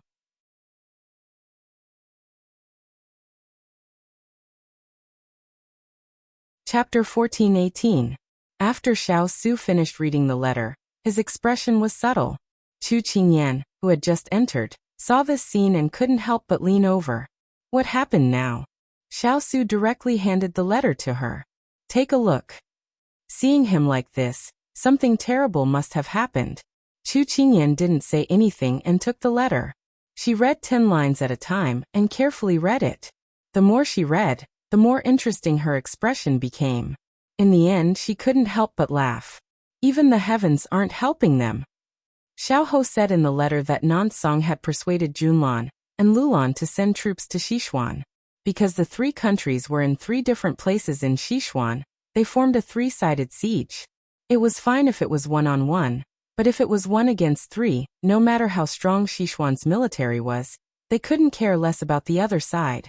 Now, Sichuan Emperor was in a terrible fix. Xiao Su didn't comment. Now that they have internal and external troubles, even if they have 3 heads and 6 arms, they can't take care of everything. As long as one side falls, only destruction awaits them. Chu Qingyan analyzed objectively. Xiao Su nodded. Attend to one thing and lose sight of the other. Chu Qingyan agreed. Then she thought of something. Big ice block. Sichuan's current strength is enough to deal with the 3 countries. Do they have a chance of winning? Xiao Su laughed lightly. Although Nansong suffered heavy losses last time, they still have hundreds of thousands of troops. Junlan's national strength isn't great, but it's more than enough to send out 200,000 troops. But Lulan, he paused, his tone uncertain. This country is very mysterious. They don't have much contact with the surrounding countries. It's also an area that Xiaolai cavalry doesn't know. However, I heard that they're good at using goo poison. Although the country doesn't occupy a large area, it's not a country to be underestimated. Sichuan, apart from Li Weiyuan's 200,000, Xiao Ran's only 50,000, plus the imperial guards and troops from other places, doesn't exceed 400,000. However, before Xiao Su could finish his sentence, Chu Qingyan continued. Theoretically speaking, with so many soldiers, they wouldn't have the time to deal with the encirclement of the 3 nations. That's because it's impossible to transfer all these soldiers to the front lines at once. Furthermore, the enemy's attack was sudden, and every nation sent their best soldiers. Perhaps Xixian had already started to panic. No matter which side they went to support, they wouldn't have enough soldiers. At most, they could only delay the enemy's attack, but they wouldn't be able to stop it. In the end, they would all be nibbled away by the enemy. How do I know how he'll deal with the enemy? She snorted and asked. Her dislike of Sichuan Emperor had already risen to the level of loathing. How could such a narrow-minded and selfish person be worthy of being the ruler of a country? Whenever she thought of his battered appearance, she felt her mood lighten up. You. Xiao Su bent his finger and knocked her on the head. When she covered her head and glared at him, he withdrew his hand. His expression changed from relaxed to serious. If it weren't for the internal strife, the 3 countries of Nansong wouldn't have taken advantage of the situation to invade. However, the emperor can only blame himself for this. It's just that when the nest is overturned, there are no intact eggs. If Xixian falls, the people won't be able to live in peace. Chu Qingyan stared blankly. She had only been thinking about the Sichuan emperor's enmity, but had forgotten to consider the price behind it. Her expression also became serious. Xiao Su saw her tense expression, and the seriousness from before immediately dissipated. His eyes revealed a faint smile. It won't come to that. Chu Qingyan didn't understand what he meant for a while. She looked at him blankly. Xiao Su smiled and reached out to stroke her head. His movements were doting. Don't be afraid. I'll protect you. She felt the image of a big ice cube suddenly grow, but she still said seriously, you don't have to be afraid. I have Xiao Hai and the others. I'll also protect you. Xiao Su's eyes were filled with warmth. In the past, when he was alone, no one had ever said such words to him. Because everyone thought that he was strong enough and invincible, everyone sought his protection. But very few people asked him if he was tired or if he needed a shoulder. But now this delicate little girl in front of him was standing on her tiptoes, trying her best to hold up the sky with her hands. He wasn't a cold-hearted person, so how could he not be moved? His fingers slid down her soft black hair to her cheeks. Her smooth skin was as smooth and warm as jade, making him unable to let go. He softly said, as a 9 feet tall man, how can I let my wife be in danger? As long as I'm here, I won't let anyone hurt you. These words made her very happy, but she couldn't help but ask, then what if you're not here? Seeing through her thoughts, he chuckled. The movements of his fingers became even gentler. Even if I'm not here, I'll still arrange for your future. When she heard this, she immediately slapped away his hands that were constantly taking advantage of her. She harumphed. Who cares about the future? If you dare to abandon me, I'll make trouble for you until your next life, and the one after that, you won't be able to live in peace. Xiao smiled and pulled her into his embrace. He lowered his head and lightly kissed her pink lips. All right, you won't be able to live in peace. Hearing the teasing tone in his words, she straightened her neck and decided to ignore him for 2 hours. But how could Xiao let her do that? He caressed her back and said, let me test you. What do you think Xiao Ran will do? Chu Qingyan's mind began to work quickly. In an instant, she forgot about the decision she made. I'm guessing that he'll leave a portion of his people to restrain us, and then bring the rest to the front lines. As she said this, she raised her head to look at him. But when she saw his smile that wasn't a smile, she became less and less confident. He won't do that because he knows that these people won't be able to restrain me. In the end, he'll just raise a tiger and cause trouble. He's worried that he won't be able to deal with the Allied forces, and I'll become the biggest threat instead. After all, Southern Blue and the others are attacking from the outside, while I'll attack from the inside and destroy them from the inside. Then what do you mean? She was a little confused. He'll ask for a ceasefire. Xiao lightly tugged his lips into a cold smile. He was his disciple, and there was probably no one who understood him better than him. Sure enough, that afternoon, Xiao received a ceasefire agreement from Xiao Ran. Chu Qingyan looked at the person in front of her with starry eyes. Big ice block, you're practically a god with foresight. Xiao chuckled. It's not that I'm smart, but that this is the only path in front of him. He has no choice but to choose it. However, there should be another way. But Xiao Ran's skin wasn't that thick. But the one in the capital might be different. Then what do you think? Do you accept it or take the opportunity to take them down? Chu Qingyan blinked and licked her lips like a mischievous spirit. This them wasn't referring to Xiao Ran's army, but the people in the capital.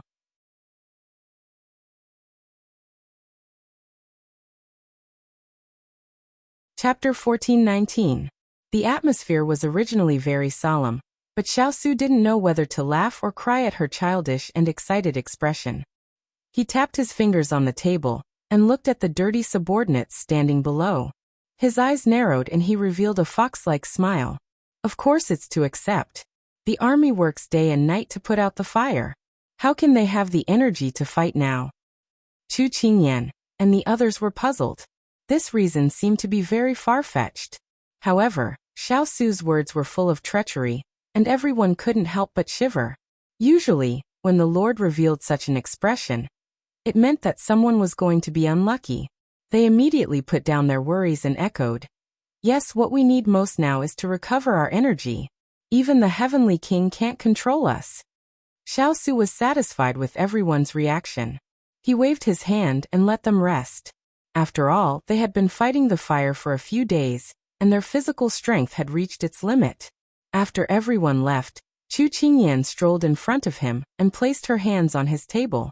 She stared at him suspiciously, as if she wanted to see a flower on his face. Xiao allowed her to size him up but didn't say anything. Finally, she couldn't hold it in and tapped the table with her fingers. She took the initiative to ask, Big Ice Block, what are you planning? Xiao raised his brows. Nothing much. Everyone is tired and should rest well. As he spoke, he touched his chin and praised himself. Don't you think I'm a general who empathizes with his subordinates? Chu Qingyan snorted, looking like she didn't believe him. Xiao broke his facade and couldn't hide the smile in his eyes. I'm just teasing you. I have my own plans. Hearing him say this, her guess was confirmed. She breathed a sigh of relief in her heart, and a smile appeared on her face. Although she had a grudge against the Sichuan emperor, the people were innocent. She also didn't want to see the Sichuan kingdom turn into a river of blood. This was the place where the Big Ice Block grew up. She didn't want it to disappear. Moreover, after the big ice block met up with the army, he didn't leave but stayed here to wait for Xiao Ran. This was because this was a battlefield. No matter how fierce the battle was, it wouldn't hurt the people. So even if the Sichuan emperor did so many heinous things, the big ice block still cared for the people. The big ice block who cared about the world and was merciful. She felt that he wasn't worth it. But wasn't this also his personal charm? She was attracted to him to be this character. Seeing that she was distracted, Xiao Su thought that she was worried about him again. He couldn't help but add, "Don't worry. I won't forget what they did to you and me. This time, I'll teach them a thorough lesson." Chu Qingyan came back to her senses. Her eyes lit up. It seemed that he was preparing a big move. She knew that he wouldn't tell her even if she asked, so she didn't pester him. Anyway, he and Xiao Ho were already working together. Both of them were shrewd foxes. They wouldn't lose out no matter what. In the distance, Xiao Ho suddenly sneezed. He touched his nose, and was a little confused.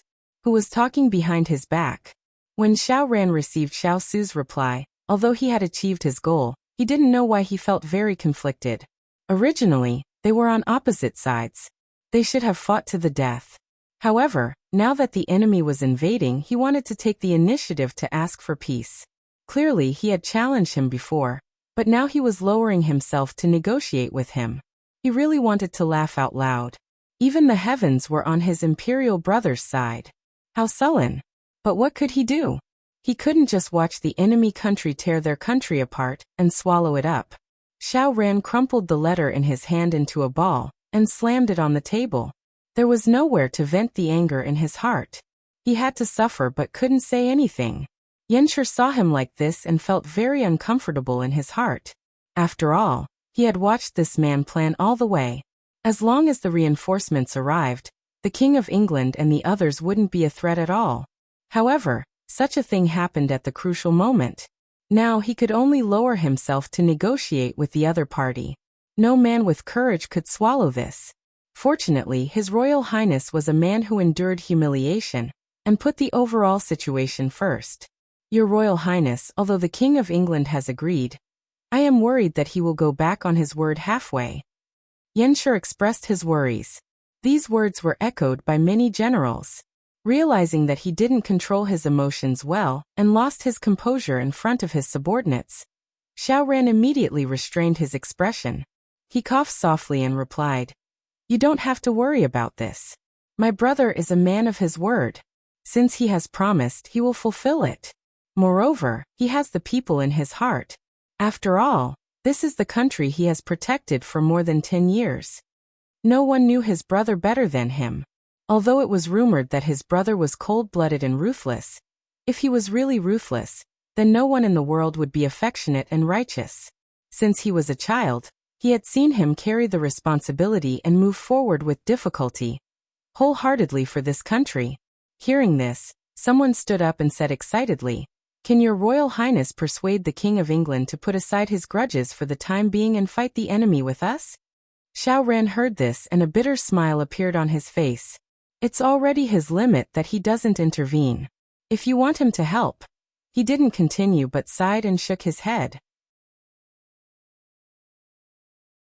Just as he understood that his brother was affectionate and righteous, he also understood that his eldest brother might never do anything for the Sichuan royal family in the future. And he didn't have the face to ask him to help when the two sides fell out. Even if he went, he would only be humiliating himself. Moreover, his pride didn't allow him to bow down to him. From the moment he walked out of the capital, there was a barrier between him and his brother that couldn't be crossed. Seeing that the others still wanted to say something, Xiao Ran's face suddenly darkened. "Don't think about this anymore. We will break camp in an hour. If there are any more objections, you will be dealt with according to military law." As soon as these words came out, everyone immediately fell silent and quickly left. When there was no one else, Xiao Ran pursed his lips and flipped the entire table.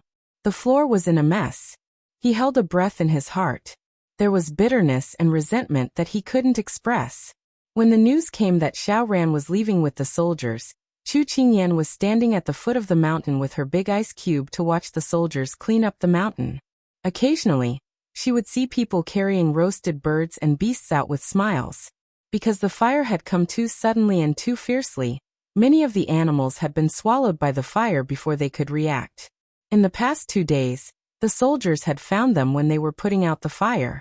Chu Qingyan had suggested to Xiao Su when she learned of this. Xiao Su waved his hand and had them go into the mountain to pick them up and give them to the kitchen as a reward for putting out the fire. This made everyone's spirits rise and they worshipped Chu Qingyan even more.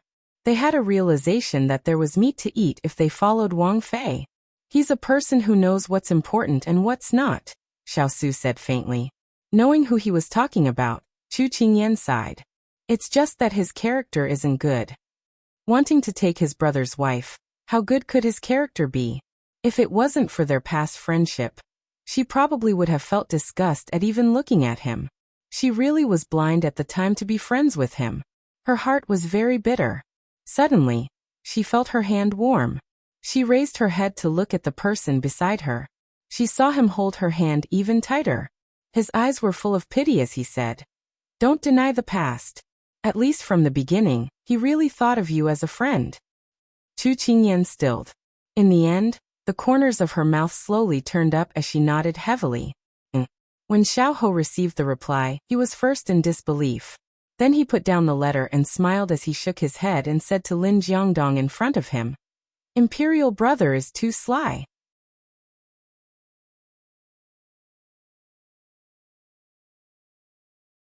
Chapter 1420. After Lin Jiangdong received the approval, he took the letter and looked at it. His reaction was even more exaggerated than his master's. This. Jiangdong, aren't you glad that you didn't go against eldest brother again? Seeing his subordinate's reaction, Xiao Ho chuckled. He was in a very good mood. Yes, it seems that His Royal Highness was merciful back then. Lin Jiangdong trembled and twitched the corner of his mouth. He was still in a state of shock. Xiao Ho laughed, then rested his face on one hand and gloated. It can only be said that Imperial Father and the others stepped on Imperial Brother's bottom line this time. Lin Jiangdong deeply agreed and rejoiced. I'm very grateful that His Royal Highness didn't kill me back then. Feeling that Lord's mood was not as gloomy as before, Lin Jiangdong joked to make Lord feel better. As expected, Xiao Ho looked at him with smiling eyes. Has this prince treated you too well recently? You actually dare to tease this prince's imperial brother? There was no blame in his words, only a joke. Lin Jiangdong said with a smile. This one was rude. When His Royal Highness returns, this one will definitely take the initiative to apologize. You'll believe it even if I say it. Xiao Ho laughed and shook his head. He murmured softly, I wonder when he will return? Although his voice was low, Lin Jiangdong still heard it in the quiet room. He thought for a moment and comforted. Lord, don't be impatient. If His Royal Highness' plan succeeds, it won't be long before His Royal Highness can return in triumph and reunite with Lord. Reunite? He repeated these 2 words in a daze. It was as if strength suddenly poured into his body from the soles of his feet and filled his body. He came back to his senses and realized that he was looking forward to Imperial Brother's return. Yes, according to His Royal Highness' letter, he will return to the capital, and with such a well-planned plan, as long as nothing unexpected happens, your revenge will be just around the corner. Xiao Ho curled his lips slightly and rubbed his chin. You are right. Then do as Imperial Brother said in the letter. There must be no mistakes, especially those in the palace. They are not easy to deal with. Tell your subordinates to be careful and efficient. If they are discovered, then it will not be as simple as wasting all your previous efforts. If he failed, then the crime would be huge. He might even be charged with treason. This matter was of great importance. Lin Jiangdong immediately nodded and promised. This one will definitely not disappoint the Lord. Xiao Ho nodded and gave a few more instructions. Lin Jiangdong agreed to them one by one. Before he left, he confirmed. Does the Lord have any other instructions? Hearing this, Xiao Ho subconsciously wanted to wave his hand, but just as he raised his hand, he paused. He thought carefully for a while, then took the green jade pendant hanging from his waist and said with a smile, Give this jade pendant to Lin Meng and tell him to listen to the King of England's commands in the future. I believe that he is in need of manpower now. Lin Jiangdong looked at the jade pendant in the Lord's hand in disbelief. This was not an ordinary jade pendant, but a military seal. It was the army that the Lord had cultivated for many years. What did the Lord's action mean? There was no need to guess.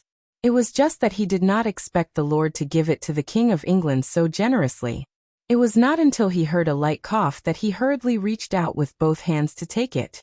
The Lord, this is the force that you have cultivated for many years. Hearing Lin Jiangdong's careful probing, Xiao smiled indifferently.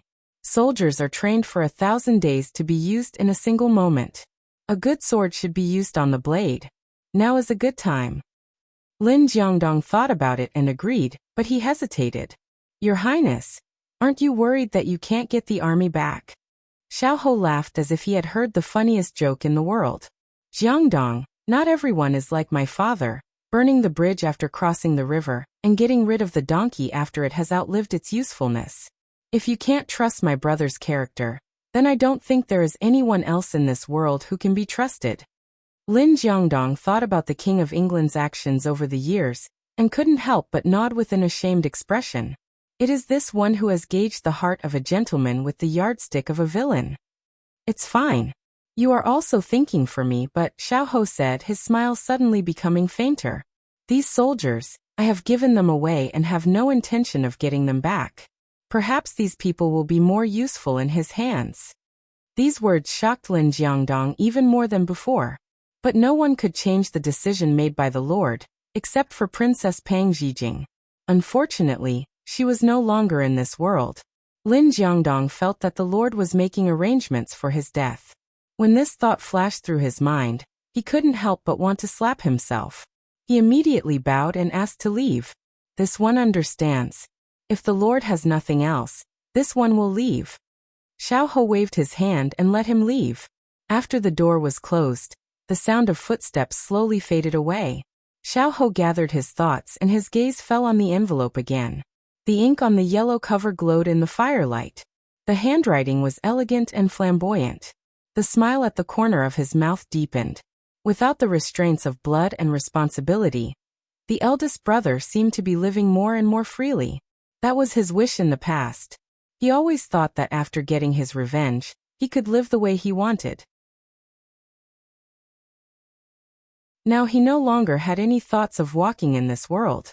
The only thing that had supported him until now was those grudges. It was good to see someone achieve his original wish for him. So he had to protect him well.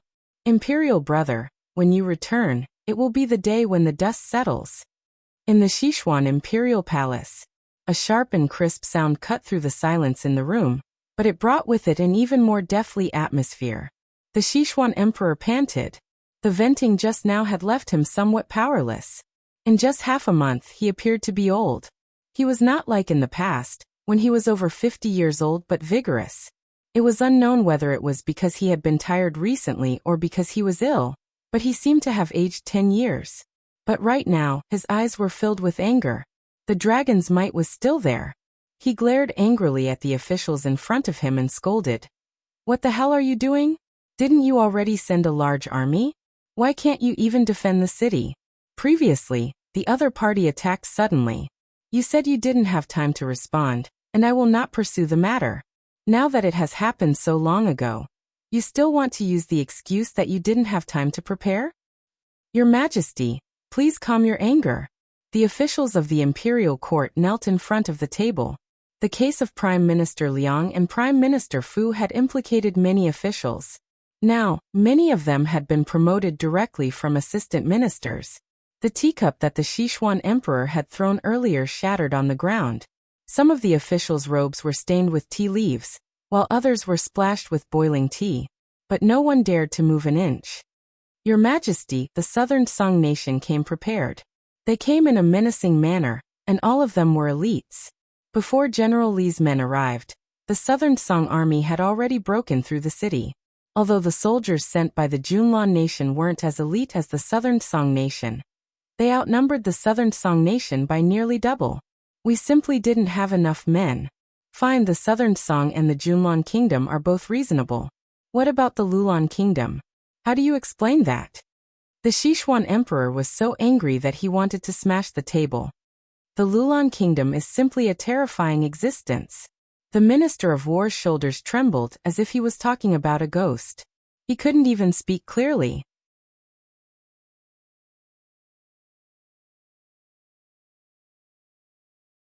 Chapter 14:21. Speak. Sichuan emperor's anger flared up when he saw his subjects' demeaning expression. The Minister of War was afraid that the Assistant Minister of War would say something wrong and anger the emperor again, so he immediately replied, "Your Majesty, although Lulan doesn't have as many soldiers as the other two countries, their true weapon isn't their people, but their poison, especially those strange animals they keep around their soldiers. Some are poisonous birds, some are poisonous snakes, and none of them have ever been seen before. As long as they release those animals, our soldiers won't dare to approach them and will be defeated." Sichuan emperor was slightly taken aback. He had ruled the country for so long, but he had never heard of using such a method to fight a war. Moreover, it was from a small country that he had never paid attention to. Sichuan emperor was very unhappy at this moment. He felt like he was being suppressed by a small country. His anger didn't subside. Instead, it rose. No matter what method the other party uses, can't you think of a way? There are many things in the world that have a weakness. I don't believe that they don't have a natural enemy. The ministers looked at each other. They had thought of what His Majesty had said, but they had never seen or heard of those animals. They hadn't even been recorded in books. The Ministry of War had flipped through books for several days, and still came up empty-handed. "Your Majesty, this humble subject has something to say, but I'm not sure if it's appropriate." The Minister of Works raised his head. Although his back was straight, his arms by his sides couldn't help but tremble, revealing his current emotions. Usually, this wasn't something pleasant to hear, but the ministers in front of him were shrinking their necks. They didn't have any way to deal with the enemy. Sichuan emperor also lost the mood to reprimand them. He waved his hand casually. "Say what you want to say." The Minister of Works was afraid that he wouldn't have the courage to say it later. After hearing His Majesty's permission, he immediately said, "Your Majesty, we need people now. Can you ask the King of England to come back? He has many strange people under his command. They might be able to deal with the people of Lulan." After speaking, he immediately lowered his head. If he stuck his head out, he would be stabbed. He might as well say it directly. As soon as he said this, the hall instantly fell silent. It was as if they could hear their own breathing. After the Minister of Works finished speaking, the others lowered their heads even more. This was their inner voice, as well as that of the court's officials. It was just that they didn't dare to say it out loud. They were afraid that if they angered the emperor, they would never be able to rise again. Now that someone had spoken for them, they couldn't help but sigh of relief. At the same time, they were afraid of Sichuan emperor's reaction. The Xian emperor's face froze. He didn't expect that someone would speak up for Xiao Su when he started a rebellion. He couldn't help but be so angry that his lips trembled. However, he knew very well that Li Weiyuan's ability was not as good as his. That child had too little experience in leading troops, so it was inevitable that she would be at a disadvantage. Half of the generals in the court were either involved in the Liang and Fu families' cases or were useless. And this war didn't happen before Xiao Su started the war. It also didn't happen after he finished dealing with Xiao Su.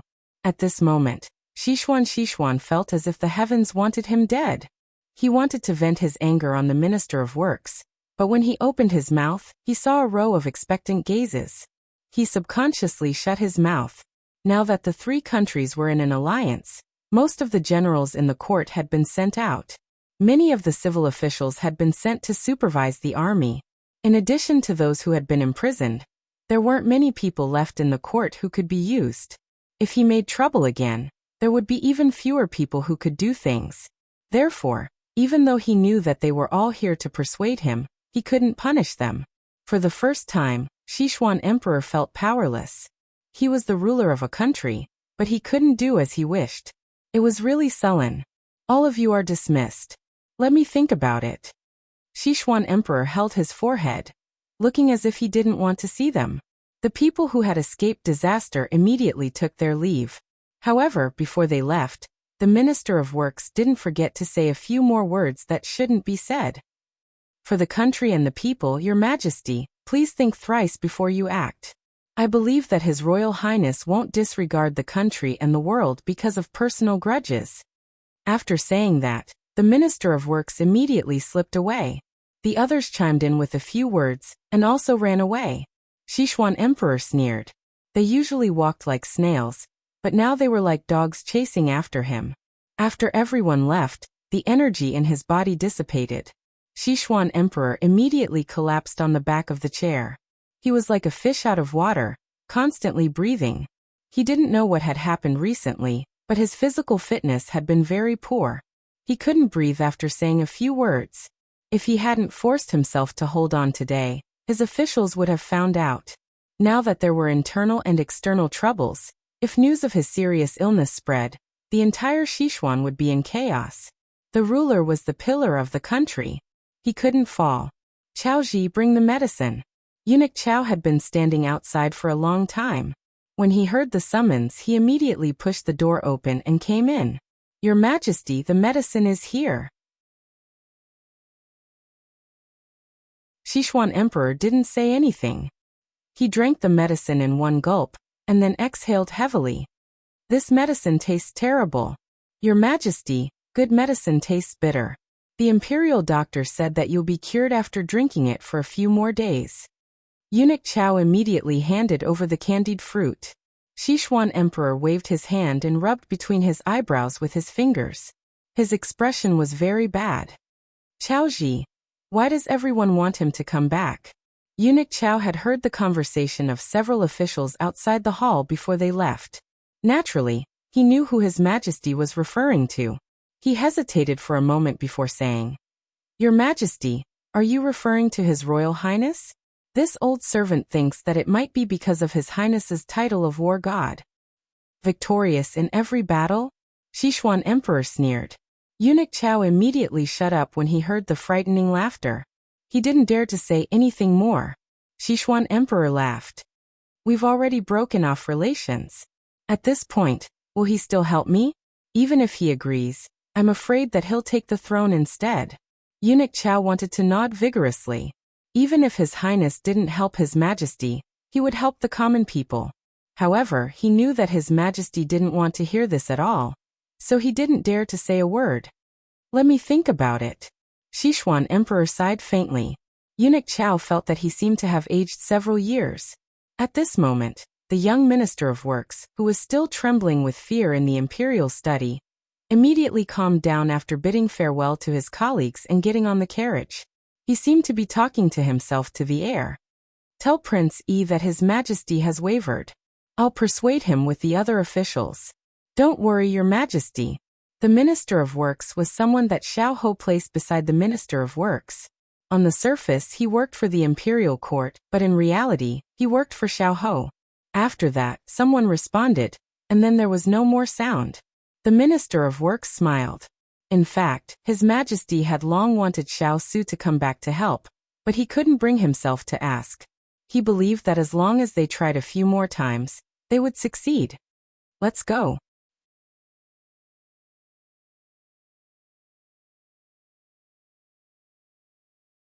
Chapter 1422. In the evening, Chu Qingyan and Xiao Su had dinner with Mr. and Mrs. Chu. While they were eating, Mr. Chu suddenly asked, Will we be homeless if we stick a spring onion in the back? Everyone at the table was confused by his question. Xiao Su was the first to react. Why would you say that, old master? Mr. Chu rubbed his nose and said honestly, I heard someone say that many people are attacking our country today. They are saying that the warehouse country, the flower country, the building country, and so on. They are going to eat up Sichuan very soon. We are going to live a life of misery in the future. Chu Qingyan could not help but twitch her lips. Where did her father hear that from? It was one thing to use the wrong idiom, but how could he make such a sophisticated name sound so down to earth? Her father was so talented. Although Mr. Chu was telling the truth, Xiao Su could not help but smile. Mrs. Chu could not help blushing and hurriedly explained for her husband. Your father heard it from someone else, but he can't remember it clearly. That's why he made a fool of himself. Xiao Su said it was fine, then turned to Mr. Chu and said, "We won't be homeless, and we won't live a life of misery. I can promise you that." Chu Qingyan really wanted to laugh, but since Big Ice Block had said so, she immediately stopped smiling and said to her parents in a serious tone, "Father, Mother, don't worry. We will protect you. Also, as long as you are here, anywhere is home." Mrs. Chu nodded happily. She had not misjudged her son-in-law. Her daughter was also very capable. She felt that her life was complete. Mr. Chu also put on a serious expression and nodded. However, he did not look handsome or serious for more than 3 seconds. Mr. Chu blinked and said to his son-in-law, "Stick a spring onion in the back? Do you need more people? The kind who can fight?" When she walked out of her parents' tent, Chu Qingyan was still in a state where her body and soul were separated. It wasn't until someone bowed to them that her soul quickly returned to its original position. She strode forward and caught up with the person in front of her. Puzzled, she asked, "Big Ice Block, why didn't you refuse Daddy's request?" It's rare for the old master to have something to do, and it's out of kindness. As a junior, I shouldn't dampen his enthusiasm. Xiao Su knew that she would ask such a question, so he smiled. "That's true. But why do you need him to defeat with spirit and ethereal?" Chu Qingyan asked a question that confused her even more. "Because the two of them have the most free time right now." "That's not what I mean." Xiao Su stopped and turned to look at her with a smile. "Do you think the old man can beat the two of them?" Chu Qingyan shook her head without even thinking about it. Xiao Su raised his hand and scratched her nose. "That's right. What's a better way to persuade people than to let them back down? Won't the problem be solved then? It won't dampen the old man's spirits, and it will achieve its goal. Isn't it the best of both worlds?" Chu Qingyan couldn't care less about being teased. She thought that the big ice cube was right. Seeing him walk away, she couldn't help but raise her feet to follow. A thought suddenly flashed through her mind. What if Daddy really did it? However, this thought was quickly rejected by her. She shook her head and immediately ran towards him. When the two of them entered the main tent, there were already people waiting for them. Hualing and Turan bowed to the two of them. Then, without needing Xiao Su's instructions, Turan began to report. "So far, the Southern Song army has taken down 5 cities. The Junlan country has taken down 3, and the Lulan country has taken down 3. The number is still rising and has affected nearly 20 cities. Right now, Li Weiyuan has split up with 200,000 soldiers to stop the Southern Song army and the Junlan country. The 4th prince is leading troops to the Lulan country, but he still can't catch up to their speed of taking down the cities." Xiao Su frowned. He didn't expect the 3 countries to be so fast. Were they too weak or were the other side too strong? At this moment, Chu Qingyan couldn't help but ask, "The Lulan country has the fewest people. Why did they take down the same number of cities as the Junlan country? I remember that the defenses of those cities aren't weak. How did they take down 3 cities so quickly?" This question was exactly what Xiao Su was puzzled about. Hualing immediately whimpered, "Masters, you don't know. According to our brothers, those people from the Lulan country aren't easy to deal with. They carry poison with them. Once released, it can make people retreat without a fight. It's very scary." "Poison?"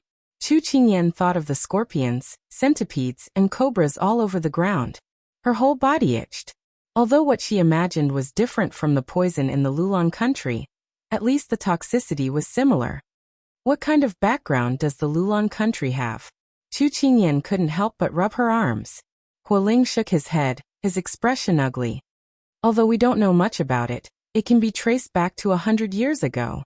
Our Empress Dowager sent troops to take over the Lulan country, but halfway through, 100,000 troops never returned. They didn't leave behind any corpses. It's very strange. The Empress Dowager sent people to investigate for many years, but to no avail. It's as if these 100,000 people disappeared from the face of the earth. No one has seen them since. Could it be that those people were treated as food and eaten by poison?" Chu Qingyan's face paled. This was already beyond the description of scary. Xiao Su's expression darkened.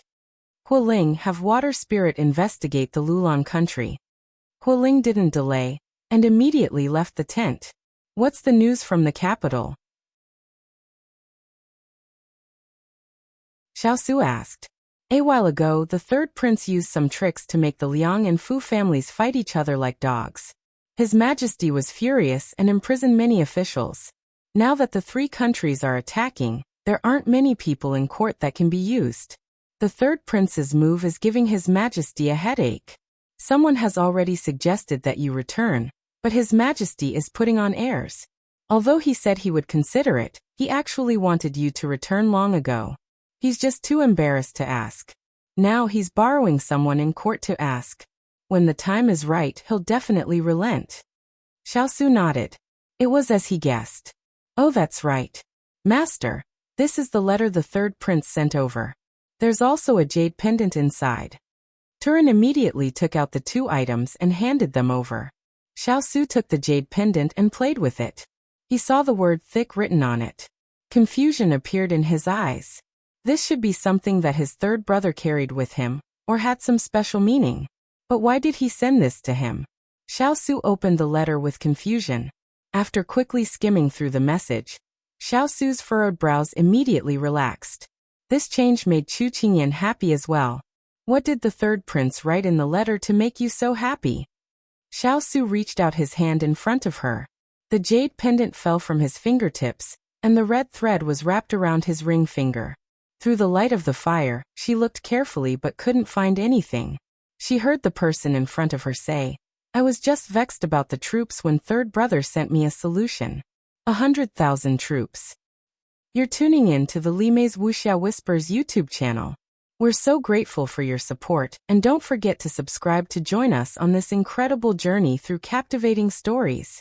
Your generosity through donations truly makes a world of difference, as it's the primary source of revenue that allows me to expand and enhance this channel for you. Thank you from the bottom of my heart for being a part of this adventure.